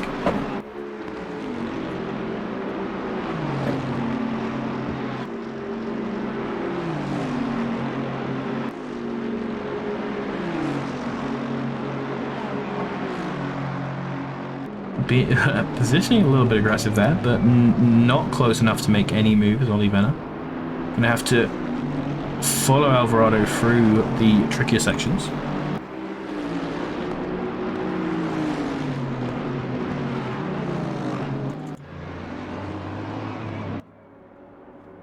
As it looks like right now, Grealish is set to win in the AM split, which is going to be very not AM split in the AM category. Arno Storms has got himself a drive-through for track cuts. There we go. So he is going through. Yeah, that's his race over. Yeah. I don't know where he's going now. Just having some fun, or does he think he needs to stop? I hope he doesn't think he needs to stop, because he does not need to stop. He has stopped. Oh no. Oh, he's left now. He realizes how to stop. Yeah, that's not how you take a drive through, my friend. Here at ACCSS, we like to teach new drivers, and hopefully this can be a teaching moment. You just need to drive through. You don't need to stop at all for a drive through. That was a little bit there of wasted time, but as you said, his race is already pretty badly hampered. I mean, you can lose quite a few positions and still possibly in for the lower end of the points. Venner is right on Alvarado at the moment. I think the move is coming up. Oh, here we go. Coming up to the chicane right now. But yep. They do choose to not engage at the moment. There is one lap left. Yeah, not going to go over into chicane. It's pretty hard to make it happen, but it's good to make it happen out of the chicane, as you can see him doing, because the Aston has incredible brakes, but not great liftoff. So they're coming side by side towards Les Source. I switch back, isn't he? Yeah. Well, oh, there we go. Yeah. Right there, Venner was trying to get himself set up to have the better acceleration out of the corner there, and it looks like he did that successfully, and Alvarado made a mistake, and so he managed to get past immediately, and is now up into second position coming down the straight. And big track up further as well. Let's see if he gets pressed through for that. Yeah, Nicholas having to be very careful there up Rouge, and so is not managing to keep on the trail of Venner, and he's going to win that position. As De Ridder is starting to close in on Thomas a little bit. Has had a 17.9 in the race now, one of only two drivers along with Ollie Venner to get down into the 217s. Venner with the fastest lap time of the race so far, 2:17.8.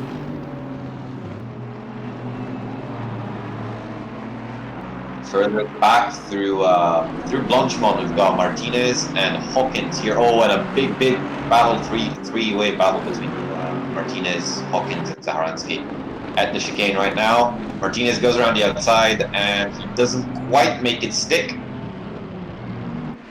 They're side by side now on the straight. Yep, all going to come down to this acceleration zone. Hawkins on the inside, so once again, he has to take a tighter line, but Martinez doesn't go out for the big rundown like we saw Venner doing, and so he's just going to sit behind him for now.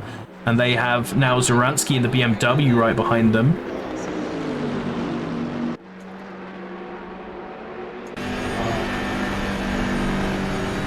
Both getting a little bit. That's a huge cut from both of them there.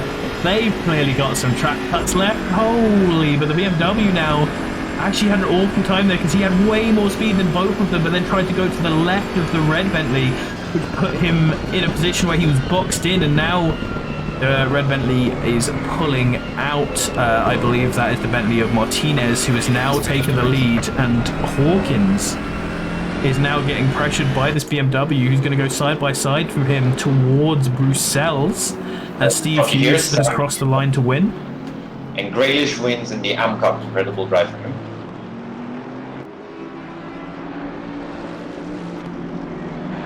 So you got Sachs and McGregor pretty close together, but I don't think there's going to be a move happening here, so our AM podium is set.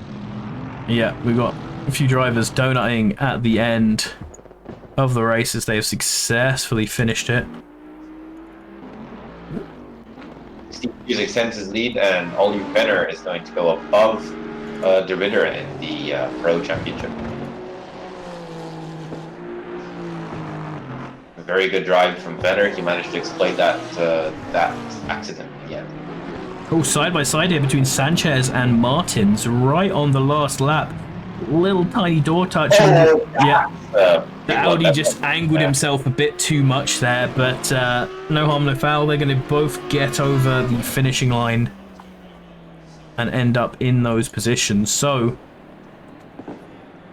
we should be able to see our top 10 now, and at this point we do our driver of the day prediction. So if you wouldn't mind, Mihai, just taking our audience through the top 10 who they can vote for in the chat for driver of the day. So our top 10 starts with Steve Hughes. Then we have Ollie Venner on the second step of the podium and Nicolas Alvarado on the third step of the podium. Afterwards, you have Shane Thomas, you have De Ridder, you have Graylish, Sam Lyons, Matt Sutherland, Florian Sachs, and Robert or Ryan McGregor. Wait, I need to look at his name again. Oh no.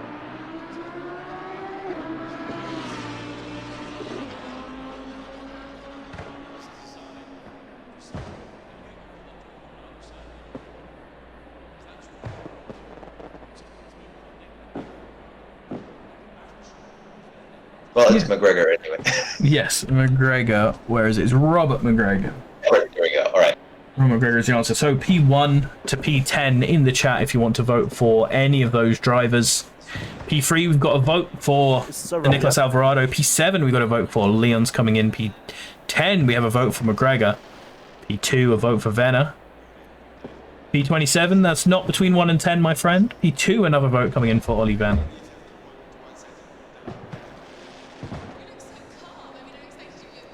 So as we roll on to... I have forgotten to put the camera. And unfortunately, Mihai doesn't get a camera in the podium screen. I know how much you enjoyed my bunny setup, but he's not. Bunny setup, that was legitimately my webcam. What are you talking about? It just broke now. Yeah. Graylish, there we go. So we have 2 votes for Ollie Venner and 2 votes for Matt Sutherland. This is the tie we need broken. Anyone who wants to break this tie, throw either P2 or P8 in the chat. P8! It's happened. The tie has been broken. Can I vote? I'm not going to vote. The tie has been and Sutherland can be your driver of the day. So shout out Matt Sutherland, who came from 19th up to 8th, so managed to avoid that chaos somehow and did a very good placement into our top 10. So how was that race, Mihai? Deadly. I think it was quite a deadly race. It exemplified just how dangerous the comp can be if you're in cold tires and in traffic. It's so easy to just lose the car. You're not paying attention. You're just paying attention to not getting killed by the people around you, and suddenly the back of the car is very light, and you end up being the killer. So yeah, it was definitely an exciting race. Quite a good race for some and a horrible race for others. Absolutely. While we are in between races, I'm just going to shout out, obviously, exclamation mark timings in the chat for our timing setup. We are ACCSS, the rookie and mid-pack drivers lead for our Assetto Corsa Competizione. If any of you guys are new here, we'd love to see you around. We are part of SimRacing.gp, who are now running their community spotlight races every day. We have our community races on Wednesday and also our, obviously, champion split races, along with a few endurance races. The first of which will be actually the SEC, the Solo Endurance Cup, at, I believe, Kyalami. Might have made that up, but I feel like it's Kyalami. And then the Silverstone 6 Hour, which is a team event, which is the one event we do that isn't on SGP. We also run AC events. We have the BTC Championship for Super Tourers and our GT 8-lap bangers coming up in the next few weeks. Friends of ours are Skip Barber Daily and the New World Racing. For if you would prefer to race on American times, New World Racing is our sister organization who used to be ACCSS Americas. And if any of this looks exciting to you at all, hit exclamation mark sign up to get the link to our Discord, where you can sign up for simracing.gp access in general, or for any of our other races. This is the gold split, the top of our free splits, which we run on a Sunday. All of our main splits have live stewarding and a great selection of races. And so, as we get on the grid for the second race, what should our prediction be this time? I'm going to predict that Lake Hong is going to be a bit more peaceful this time. I think our prediction, which I'm going to throw up with a little bit for you to go here, we're going to go for the championship battle that's happening, because he managed to do so well last time. We're going to see who will place better, Derrida or Olivena. The Ritter is on the back foot right now.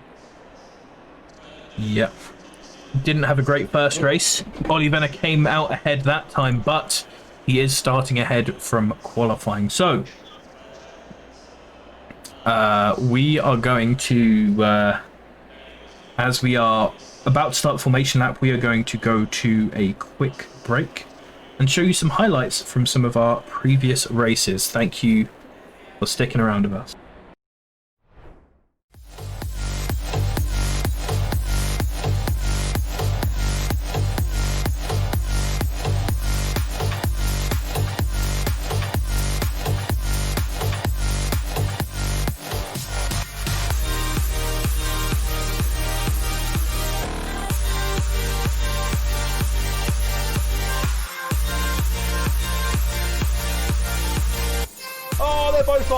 They're both off and follow the leader a little bit. What's going to happen?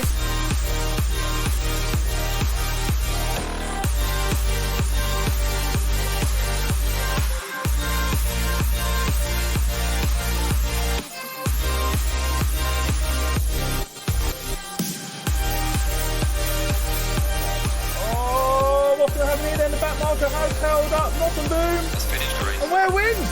Where wins it on the line, ladies and gentlemen? 4/1000th of a second. No. That drift, he kept it. Oh, there's carnage at the exit of the pit lane. There's 6 cars. He's being blocked by a tree. There's 6 cars on the exit of the straight.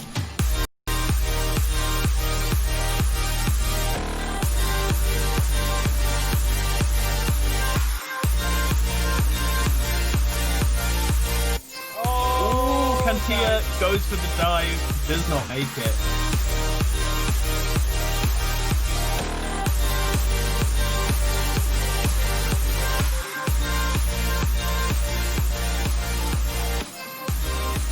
Oh, and that's not a pass. That's not a pass.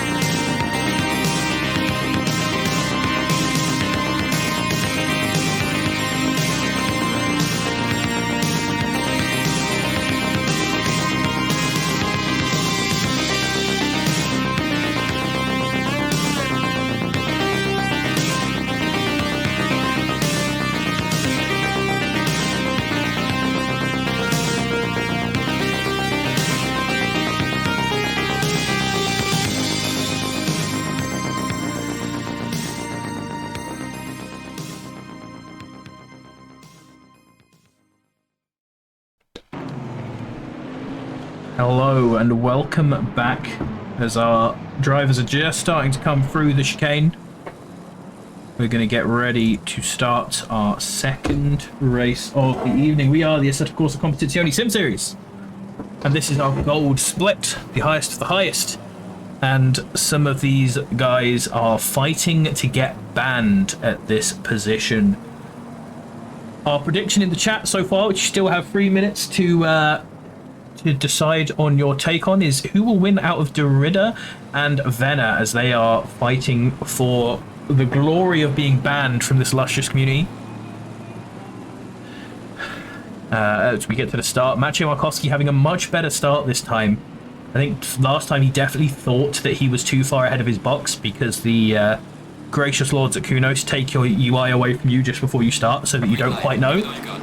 You can see a little bit of a start difficulty further back, but Markowski getting into the first corner first is actually going to have a good time there. Oh, the Ferrari getting very messy there, hitting the curb and almost throwing himself into the Bentley. That's going to have lost him some speed, and Nicolas Alvarado is now having to go around him as Jack Winter's looking for space slightly further behind. Hopefully this time we won't see as huge an incident coming up to Les Combes where we saw it happen last time, and Markowski has been dived by Derrida, who is getting out ahead. Everything looking good so far as we see there's a spin. There's a spin. Hawkins has spun in Les Combes, but everybody managed to clear it. But Hawkins goes into the wall after spinning. Oh man. So there's a couple of people down at the back who've had, oh, and a big pack there that's getting really caught up. We have an Aston Martin. Bentley getting spun into the wall. So we can bring up the broadcasting now because they have passed the first sector. As you can see, Hawkins very far back. He was the only person to really die until coming around to Bruxelles, where we've had a few incidents, but generally going quite well. If we go right up to the top, Markowski is behind Derrida, who's now being chased by Salguero, Alvarado, Thomas, Hughes, Storms, and Venna. Horiot and Winter rounding out your top 10. So these guys still reasonably close at the start. Everyone back down to Hughes there is very close. And then it looks like Storms is just slightly holding up Venna a little bit further back from quite a this few pack. incidents going in. Yeah, oh, we've seen a McLaren there. I just caught going into the wall after Stavilo. You randomly hop back through the pack. I'm sure we'll catch some little instance here and there. There's that McLaren going slow as now Victor Janba coming up to pass him in the Cafe. Oh, there's been a touch. Salguero has hit Markowski in the back and is now going backwards. Ooh, They're going backwards in positions, yeah. Yeah, there we go. Yeah, there we see Salguero now getting pressured by Steve Hughes, who is actually, a yellow flag. Big dive there, is now side by side with Thomas, but he went really tight into that corner, so he might actually just lose that position back again, even to Salguero. That's for Marcus as he puts it in the wall. Oh god. Yeah, so he's going to lose the position back to Salguero as well, going far too tight there. And then behind, you can see Venna and Winter there. So Storm, so losing 2 positions on this first lap, is slightly falling behind. Roll back through some of these. Sam Teague seems to, yeah, he obviously started from the pits, is very far behind. Oh, my game crashed. I'm going to have to restart. All right, no worries. No worries. As we're looking here, Ollie Venna following Steve Hughes once again. The 3rd race in a row that these two are going to be following each other like this, including the SimGrid race just before this. Just gonna, while we're so early on in the race, hop around and see what's happening across the place. Strom getting a 10-second penalty for sending it free wide into Les Combes, drifting wide and spinning car number 184.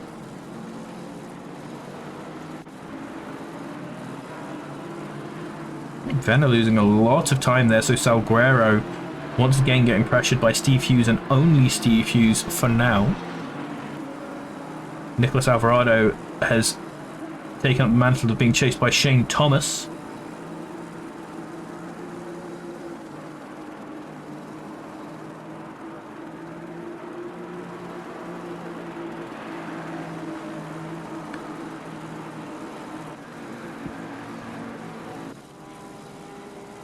Ooh. Leon's there chasing, or McGregor has actually been overtaken by Leon's, it seems like. But good job there by the Lexus. Where spins in the chicane he is. He's gonna Ooh, all yes. the way back. We've just found him spinning in the chicane as we're watching these two battling. The Bentley had been taken by the Lexus, but does a huge dive bomb to get back into it. We just see Salguero coming back onto the track in the top of our screen, so he's absolutely shot down the order. Hawkins spins in Blanchmont. Well, he managed to save it, but that gives Martinez space to go further Porsche ahead. Ryan there getting very dangerously close as well to some of these other cars, and now has Sachs in the Honda bearing down on him. They're going to be going too wide into a Rouge. Both managing to keep it there, but the Porsche losing a position and losing some momentum. This Aston Martin now is going to look like he's going to have a good chance to run onto him.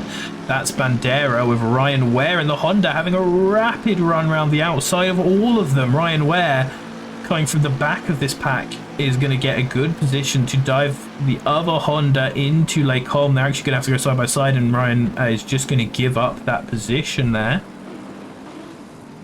Oh, very close there from the other Ryan, Daniel Ryan, coming up right behind him, but they managed to make it through alive. Oh, Jack! Oh, almost spins. Jack Hunter almost spins. Slightly touches Millfield. Still quite a tight pack currently. Anything can happen. So rough, yeah. Yeah, well, any small mistake can lose you a huge amount here, as we see Paul Glover catching on to the back of the rest of these guys. Clearly in his McLaren liveried Bentley, because he is a dirty fanboy. Hello, DT. I wonder who that is. Oh, we got a big pack here having some incidents as well. It looks like the Porsche has had... Big penalty incoming for car number 10. Oh, car number 10. Okay. I don't recognise car number 10. That's an interesting one. Oh, there he is. That is actually Grealish. Yeah. As now Paul Glover is looking to make a move on Bandera as well. You can see that Porsche just falling further back into the pack. He's really not having a good time right now, and he's starting to get swallowed up by the drivers behind him, and it looks like Salguero as well is in that pack trying to make it up. Paul Glover has fallen off of this Aston Martin and is now getting dived by the McLaren into there, and the McLaren's going to make it all of the way around him before he's even got into the corner there. So as we fall back, we can see Norberg going side by side there. A couple of cars getting into it, almost 3 wide there with that McLaren of Sutherland. But Norberg's going to close that off, trying not to go too close into the wall, because if you're going too close into the wall, you'll fuck your own line there. The McLaren's diving in. The Bentley loses a lot there because he's gone a little bit too wide. So it's down to now Sutherland to try and get ahead of the Mercedes of Nicholas Norberg.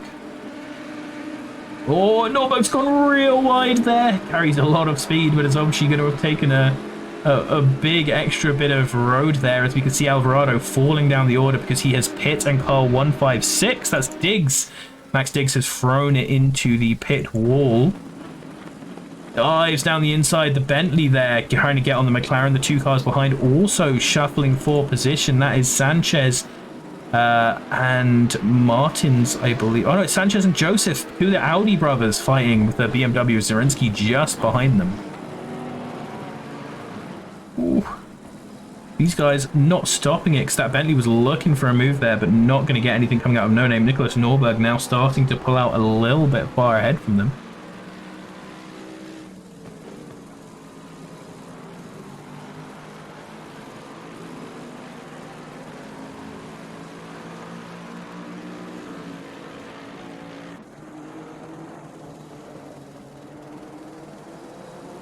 Further forward now, Paul Glover is still following this little fight here between the McLaren of Strom that passed him with that 10-second penalty and Ryan Ware in the Honda. These guys are leading this sort of backwards pack of drivers further down, as we see Ryan Roundtree being chased down by Steve Lyons here in the Lexus. Looks like he's getting a nice run on him there, but lifts a little bit more through Blanchemont.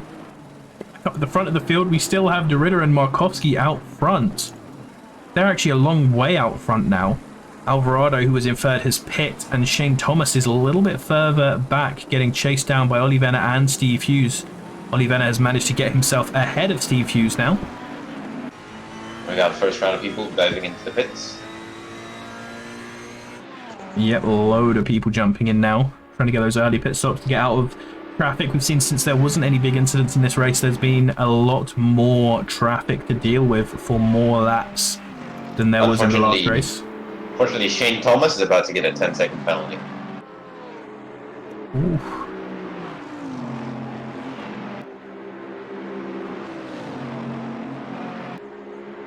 Jack Winter dives into the pits, one of the first AMs to dive in.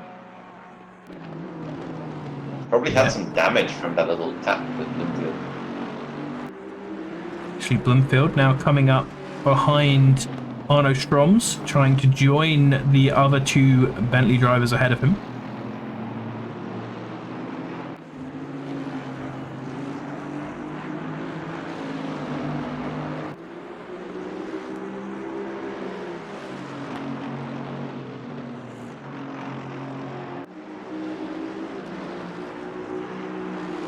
Pretty peaceful out in the front this time. Yeah, no one making that much of an indent so far. Markowski has started to catch up to Derrida, though. That could be interesting if he manages to start making a move of it. So it seems like Alvarado is quite far back because Thomas hit him. That's why he's getting the 10 seconds. So that was why he pit so early as well, to get rid of that damage as soon as possible. Yeah. We're now looking back at the pack again.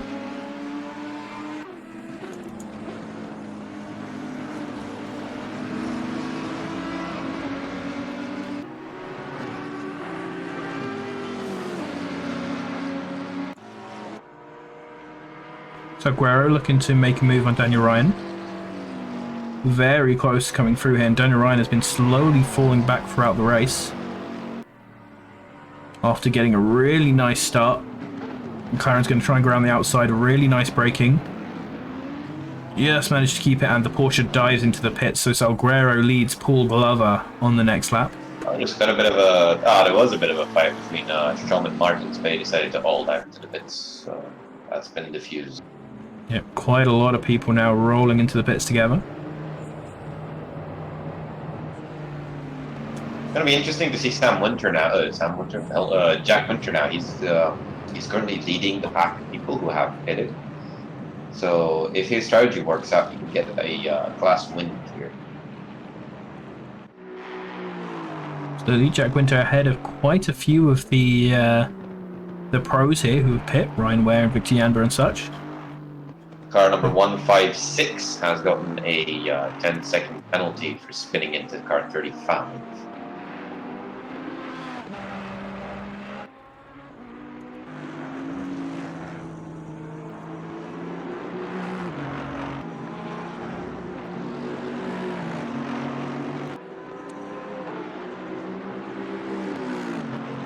Well, Victor Yanber looks like he DC'd. Yeah, he was going slowly on there, and he's had a DC. That is very unfortunate. Having a decent race there for the Honda is going to get thrown out. Steve Hughes going very wide there out of campus.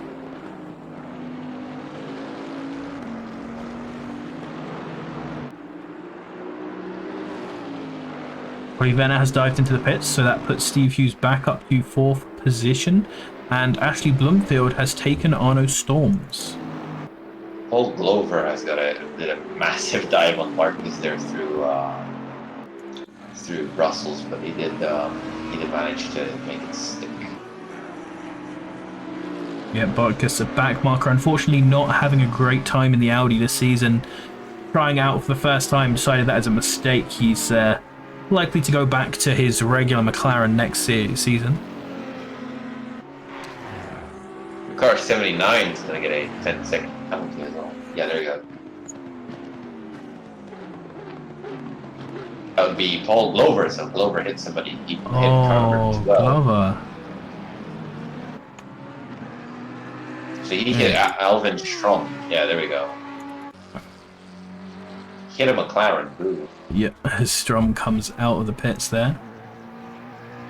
Ritter is in the pits at the moment, currently in second place. Yep, which leaves Markovsky out in the lead of the race so far. It's just lapped the BMW of Zaransky. He's going to try and roll his fuel down to the absolute lowest he possibly can to get that overcut here. Oh, there you go. Yeah, Marcus just spun it all rouge. And it just taps Sutherland there. It might have been a bit of damage. Yeah, that Eau Rouge spin is a classic of the Audis on this track, unfortunately. Really hard to stay stable up there. But looking good for Ollie Venner We are halfway through. Keep it up. leading the cars that have pitted. Let's see if De Ritter can come out in front. Yep, De Ritter is starting to roll down now. Ollie Venner is only just coming through the chicane.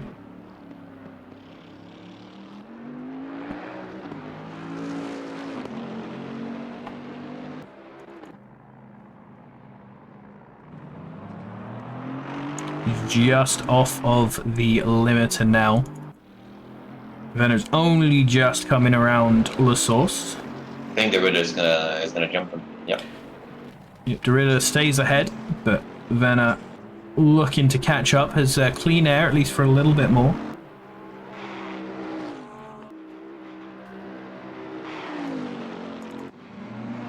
Markovsky going for another lap, like I said. It definitely seems to be on the run it dry strategy. Shane Thomas going there as well.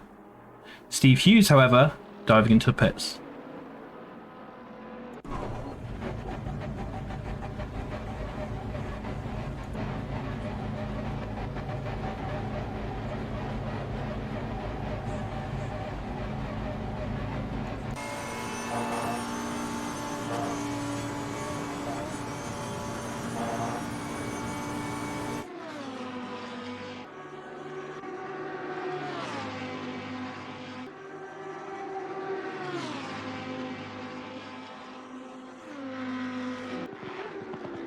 Nicholas Alvarado, unfortunately, has left the race due to the damage he received from his collision with Shane Thomas.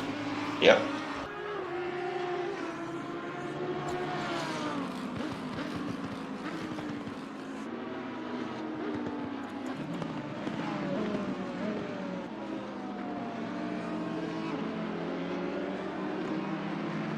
Oh, we've got Bandera with a stock go 30. I think he's managed to speed in the pit. Yep, absolutely. And just catching up with Sam Teague. He is still not yet to pit. Up in 13th so far. Obviously lose quite a few of those when he pits, but is running good times. So he could end up after the pits of dropping quite a few people.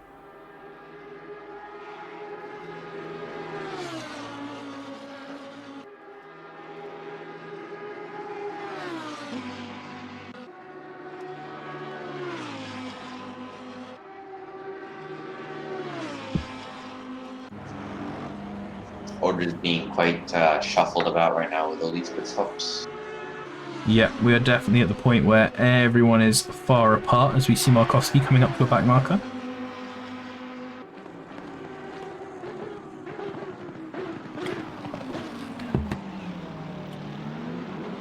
A lot of the people with penalties to serve staying out, and here comes Markovsky. Getting down to clearly the end of his fuel limits. Run it dry, and will this be enough for him to retake the lead? De Ritter took the lead from him on the first lap and has been leading since. But he lost a lot in the last pit stop, so we'll have to see again. This one could be close, looking at where they are on the track. Horiot now takes the lead of the race, being as he is the last person who has not pit. He is in clear air, so he doesn't really see a reason to. Yep, Paul Glover is not going to pit. Julian Strasser is. And Sam Teague still has a little while until he has to make that decision. Could go for one last lap. If he does go for one last lap, he better make it one where he doesn't have any big incidents, because Now that could really put an end to his race.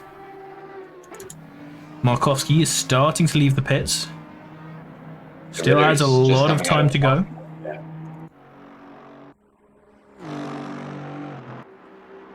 Yeah, here's De Ridder through Blanchimont.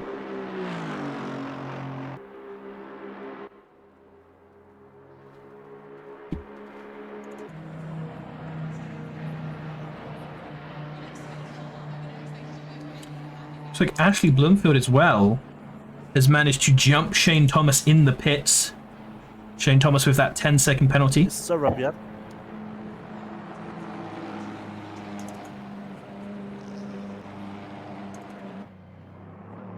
Ridder is coming around La Source. So it looks like he will maintain his lead as Markowski just gets off the power, or on the power, off the limiter. There you can see. It's going to be very close. Yeah. But yeah, the Ridder stays ahead. Markowski doesn't have the momentum yet, unfortunately. But he's right behind De Ridder. Hughes has also managed to hop Venner. And it looks like that is Bloomfield. Actually, Bloomfield has come out right behind these guys and has linked up. So we have the three Bentlitos together here. Going to be pushing each other. Ollie Venner, unfortunately, losing that position, though, means that he's got to make that work all over again to try and get up towards the front. Still on course for a podium, though, so not a bad finish. Yep, absolutely. Although De Ridder, his main rival, is still ahead of him.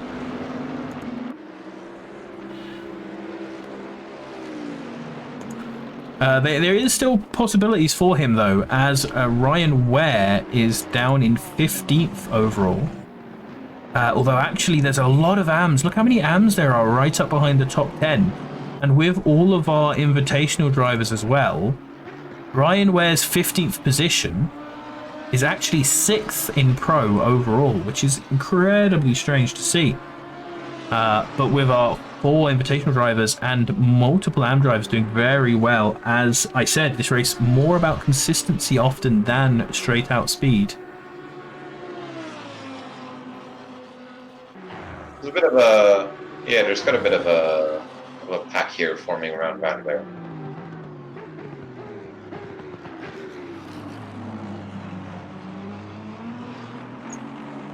Yeah, starting from Ryan Ware, leading the charge for the Honda. And behind him is Daniel Ryan, who's just gone hugely wide, and Salguero is going to take that position.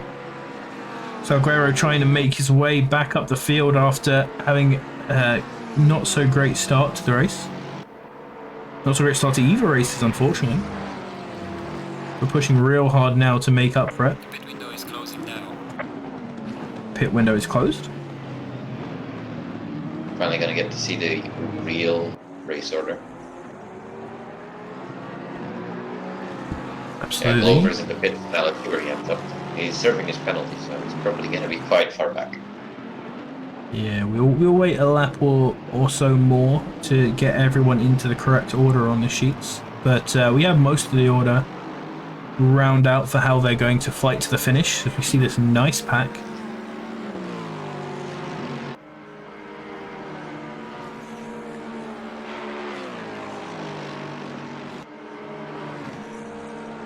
Nicholas Norberg here chasing down Steve Lyons.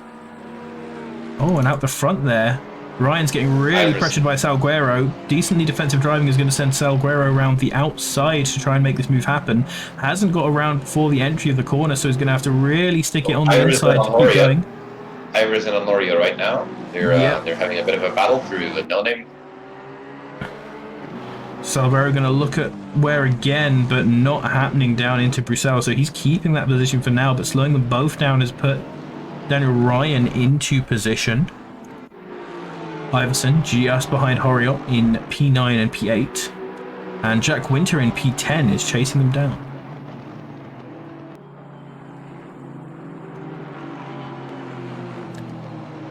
So Menno de Ridder is still leading with a decent lead on Maciej Markowski.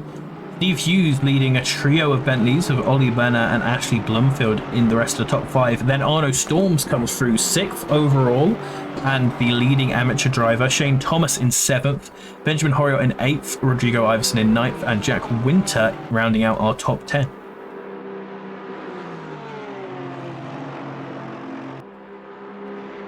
Storms has himself a pretty comfortable lead at the head of the AMs. He just needs to bring it home. Paul Glover making it out after serving his penalty. Oh, Salguero really wide at Lunchmont. Let's see if Ware is going to be able to capitalize on this in the chicane. He's trying around the outside.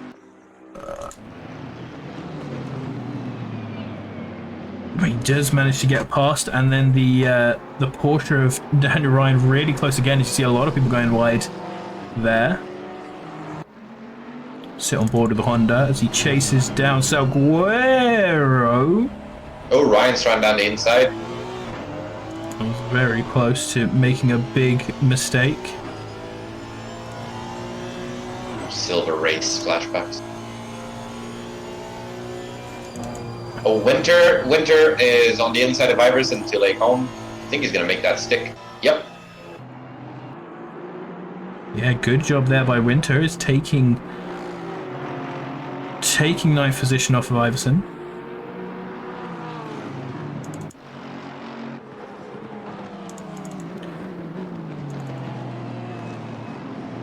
Norberg and Eidguy are having a little bit of a scrap further back in the 18 and 19.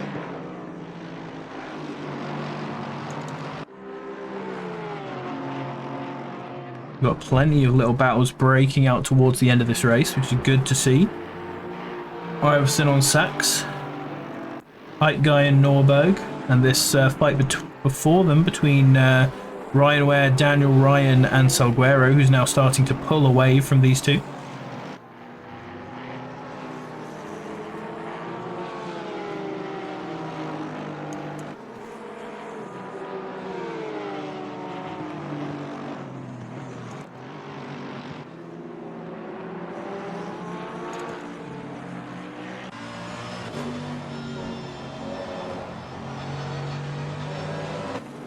Top speed advantage of the Aston Martins being exemplified here between Winter and Iverson. He's pulling away, even if Iverson's in the slipstream.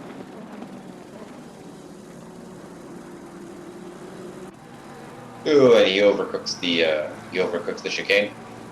Looks like Daniel Ryan made a little bit of a mistake there out of Stavilo, because he's now being pressured by Graylish and the Aston Martin behind, and Ryan Ware has managed to make a bit of a break of it.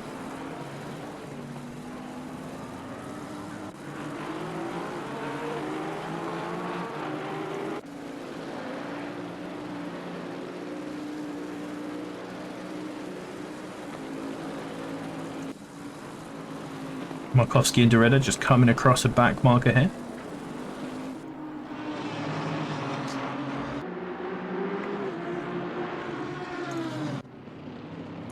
And here's Zaransky and Gorgstig fighting with Julian Strasser just behind them. Julian Strasser now too wide with Gorgstig, as Zaransky is ahead into La Source. Julian taking the outside line and is far enough ahead that he can pull right into the apex, so he shouldn't have any trouble going out there. Actually a little bit over that sausage curve, which is going to slow him down slightly. But in the Bentley, it's reasonable to take this flat out, although the Ferrari isn't much worse, honestly. So the Ferrari is probably going to have a flat out over Rouge and Radian as well. Going to be right behind and with better aero. Ferrari really good on its top speed. Not quite able to pull past the Bentley though. You could definitely see him catching up, but clearly they've done their setups a bit differently. Julian perhaps getting less aero on for the straights, and Gorgstig having more aero on to keep him stable. There's quite a bit of a scruffle here in Puon with Salguero. He needs to brake to not hit Daniel Ryan, which lets Graylish past. Yeah, so Salguero making a mistake again and falling back, I believe, because he's now behind both the Ryans and McGregor. McGregor doing a nice job being ahead of these guys. Final lap now. One more lap left. One more lap to make some of these positions happen, and at this position, Markowski is still chasing down Derrida to try and get those final spots. We have the three Bentleys of Steve Hughes, Ollie Venner, and Ashley Blumfield rounding our top five. Arno Stroms is then leading. Ryan gets spun by Graylish. Ryan gets spun by Graylish into Blanchimont. They catch Salguero, and it's a huge ball of death. Yeah, and then Norberg's going to smash into the back of that Aston down there as well. So we just had ended badly, really badly. Yeah, huge set of people dying there. Right near the end, that's hugely thrown off our order lower down. Graylish being careful there not to cause an incident while rejoining. But with that big battered Aston, he's going to have to run around for another lap. And you can see it crabbing a little bit there on the straight. That's not looking good as we see that Gorge Digger, Julian Strasser and Zoransky battle that we were looking at before has all just passed them. So made up a couple of positions there for those lot. And now he has a different McLaren on his back. This is Arno Stroms? Alvin Strom, not Arno, Alvin Strom. Going to take a bit of a defensive line to make sure nothing happens, but looking at how much his car is crabbing, I cannot see him getting nicely through Eau Rouge and Radian, and this is going to let the McLaren behind him ahead.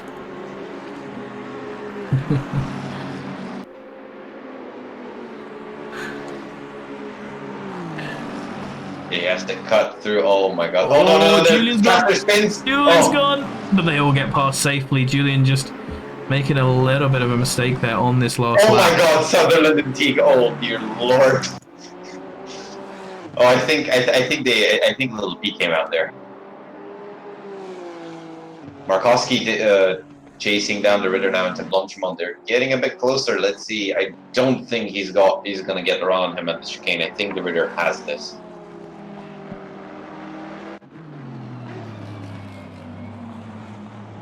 Yeah, Markowski overcooked it. Going big dive into there, that last lap ambition, but not going to make it. So the Ritter comes over to win this race. Oh, Alvin Storms just spun coming out of, oh no. Okay, Horia gets past and Jack Winter gets past Alvin Storms. Yeah. Alvin Storms just spun out in the lead, final lap, final corner of the final lap, which gives Jack Winter the class win. Arno Storm's going to take to the grass there to roll across, getting in second position after Jack Winter right at the end. Jack Winter beside himself the joy there. See Roundtree firing sacks over. Here's a little bit of a battle that's still going on. We've got Daniel Ryan flanked by the Bentleys of Martins and Glover. Glover getting past these guys as they're fighting on the final lap. So Glover's going to make his way into P17, is that? Yep, P17 for Paul Glover. Shout out to the Friday Split commentator as Zoransky comes through to take 21st. And now we are going to look back at our top 10. I say that, but any of these guys could leave the game now and screw me, so actually we're going to just keep following the back markers in. Oh god, McGregor. Yeah, McGregor's come out badly out of that engagement. He's going to get a 10-second penalty post-race. Yep. Going to always be a few more going on. So how was that second race, Mihai? What are your thoughts on it as we see the customary car park at turn 1? Well, it was more peaceful than the last one. A very, very big upset at the end there. Last 2 laps, he had a couple of major incidents. Arno Storms just bottling it in the class lead. Just a classic joke. I haven't seen what happened, but it was definitely a problem in the problem in Lunchmont. Yeah. 17:59. Actually, look at these guys. Look at these guys doing the full cooldown lap. So here we are. We can now check out our timetable in the garage and see how we are doing. So if Mihai, you wouldn't mind taking people through, and reminder, P and then the number of the finishing position that the driver is in. So P1 to vote for position 1 and so on. If you could take us through our drivers, please. All right, so this time we have our race winner, the Ritter. We have Markowski, second place, but he is a invitational, so he doesn't belong to. He's not going to be on the podium. Steve Hughes, second place in pro, so third place overall. Then Ollie Venner right behind him in P4, third spot of the pro podium. Then we got Shane Thomas and Ashley Bloomfield. Benjamin Horio in seventh place. Jack Winter with the AM class winner in P8. Rodrigo Iverson, car 444 on P9, and Alvin Storms rounding out the top 10 in P10. Second place in the AM category. Get your votes in, everyone, for our driver of the day.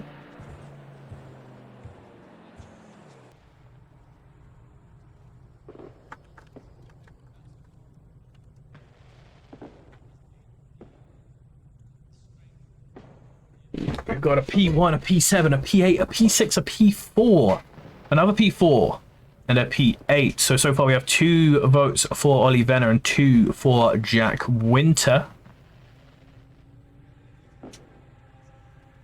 Yeah, should I break the tie? Don't think that's a good idea.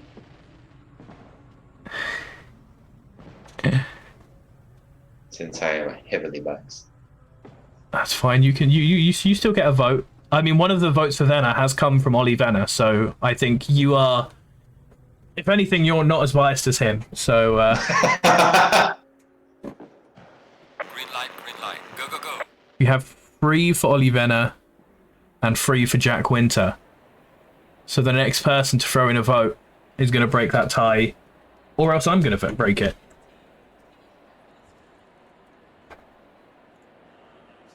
Is this a rub yet?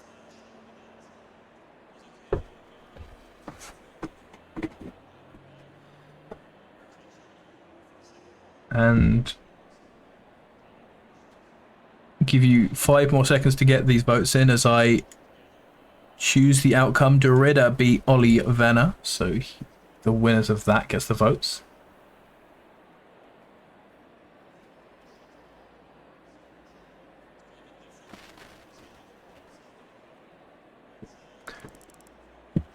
All right. I'm going to be a real absolute cop-out. And I'm just going to put both their names on there. Congratulations, both of them. Ollie Venner not managing to win as he promised he would, but giving it a good try anyway. So congratulations to both of these guys.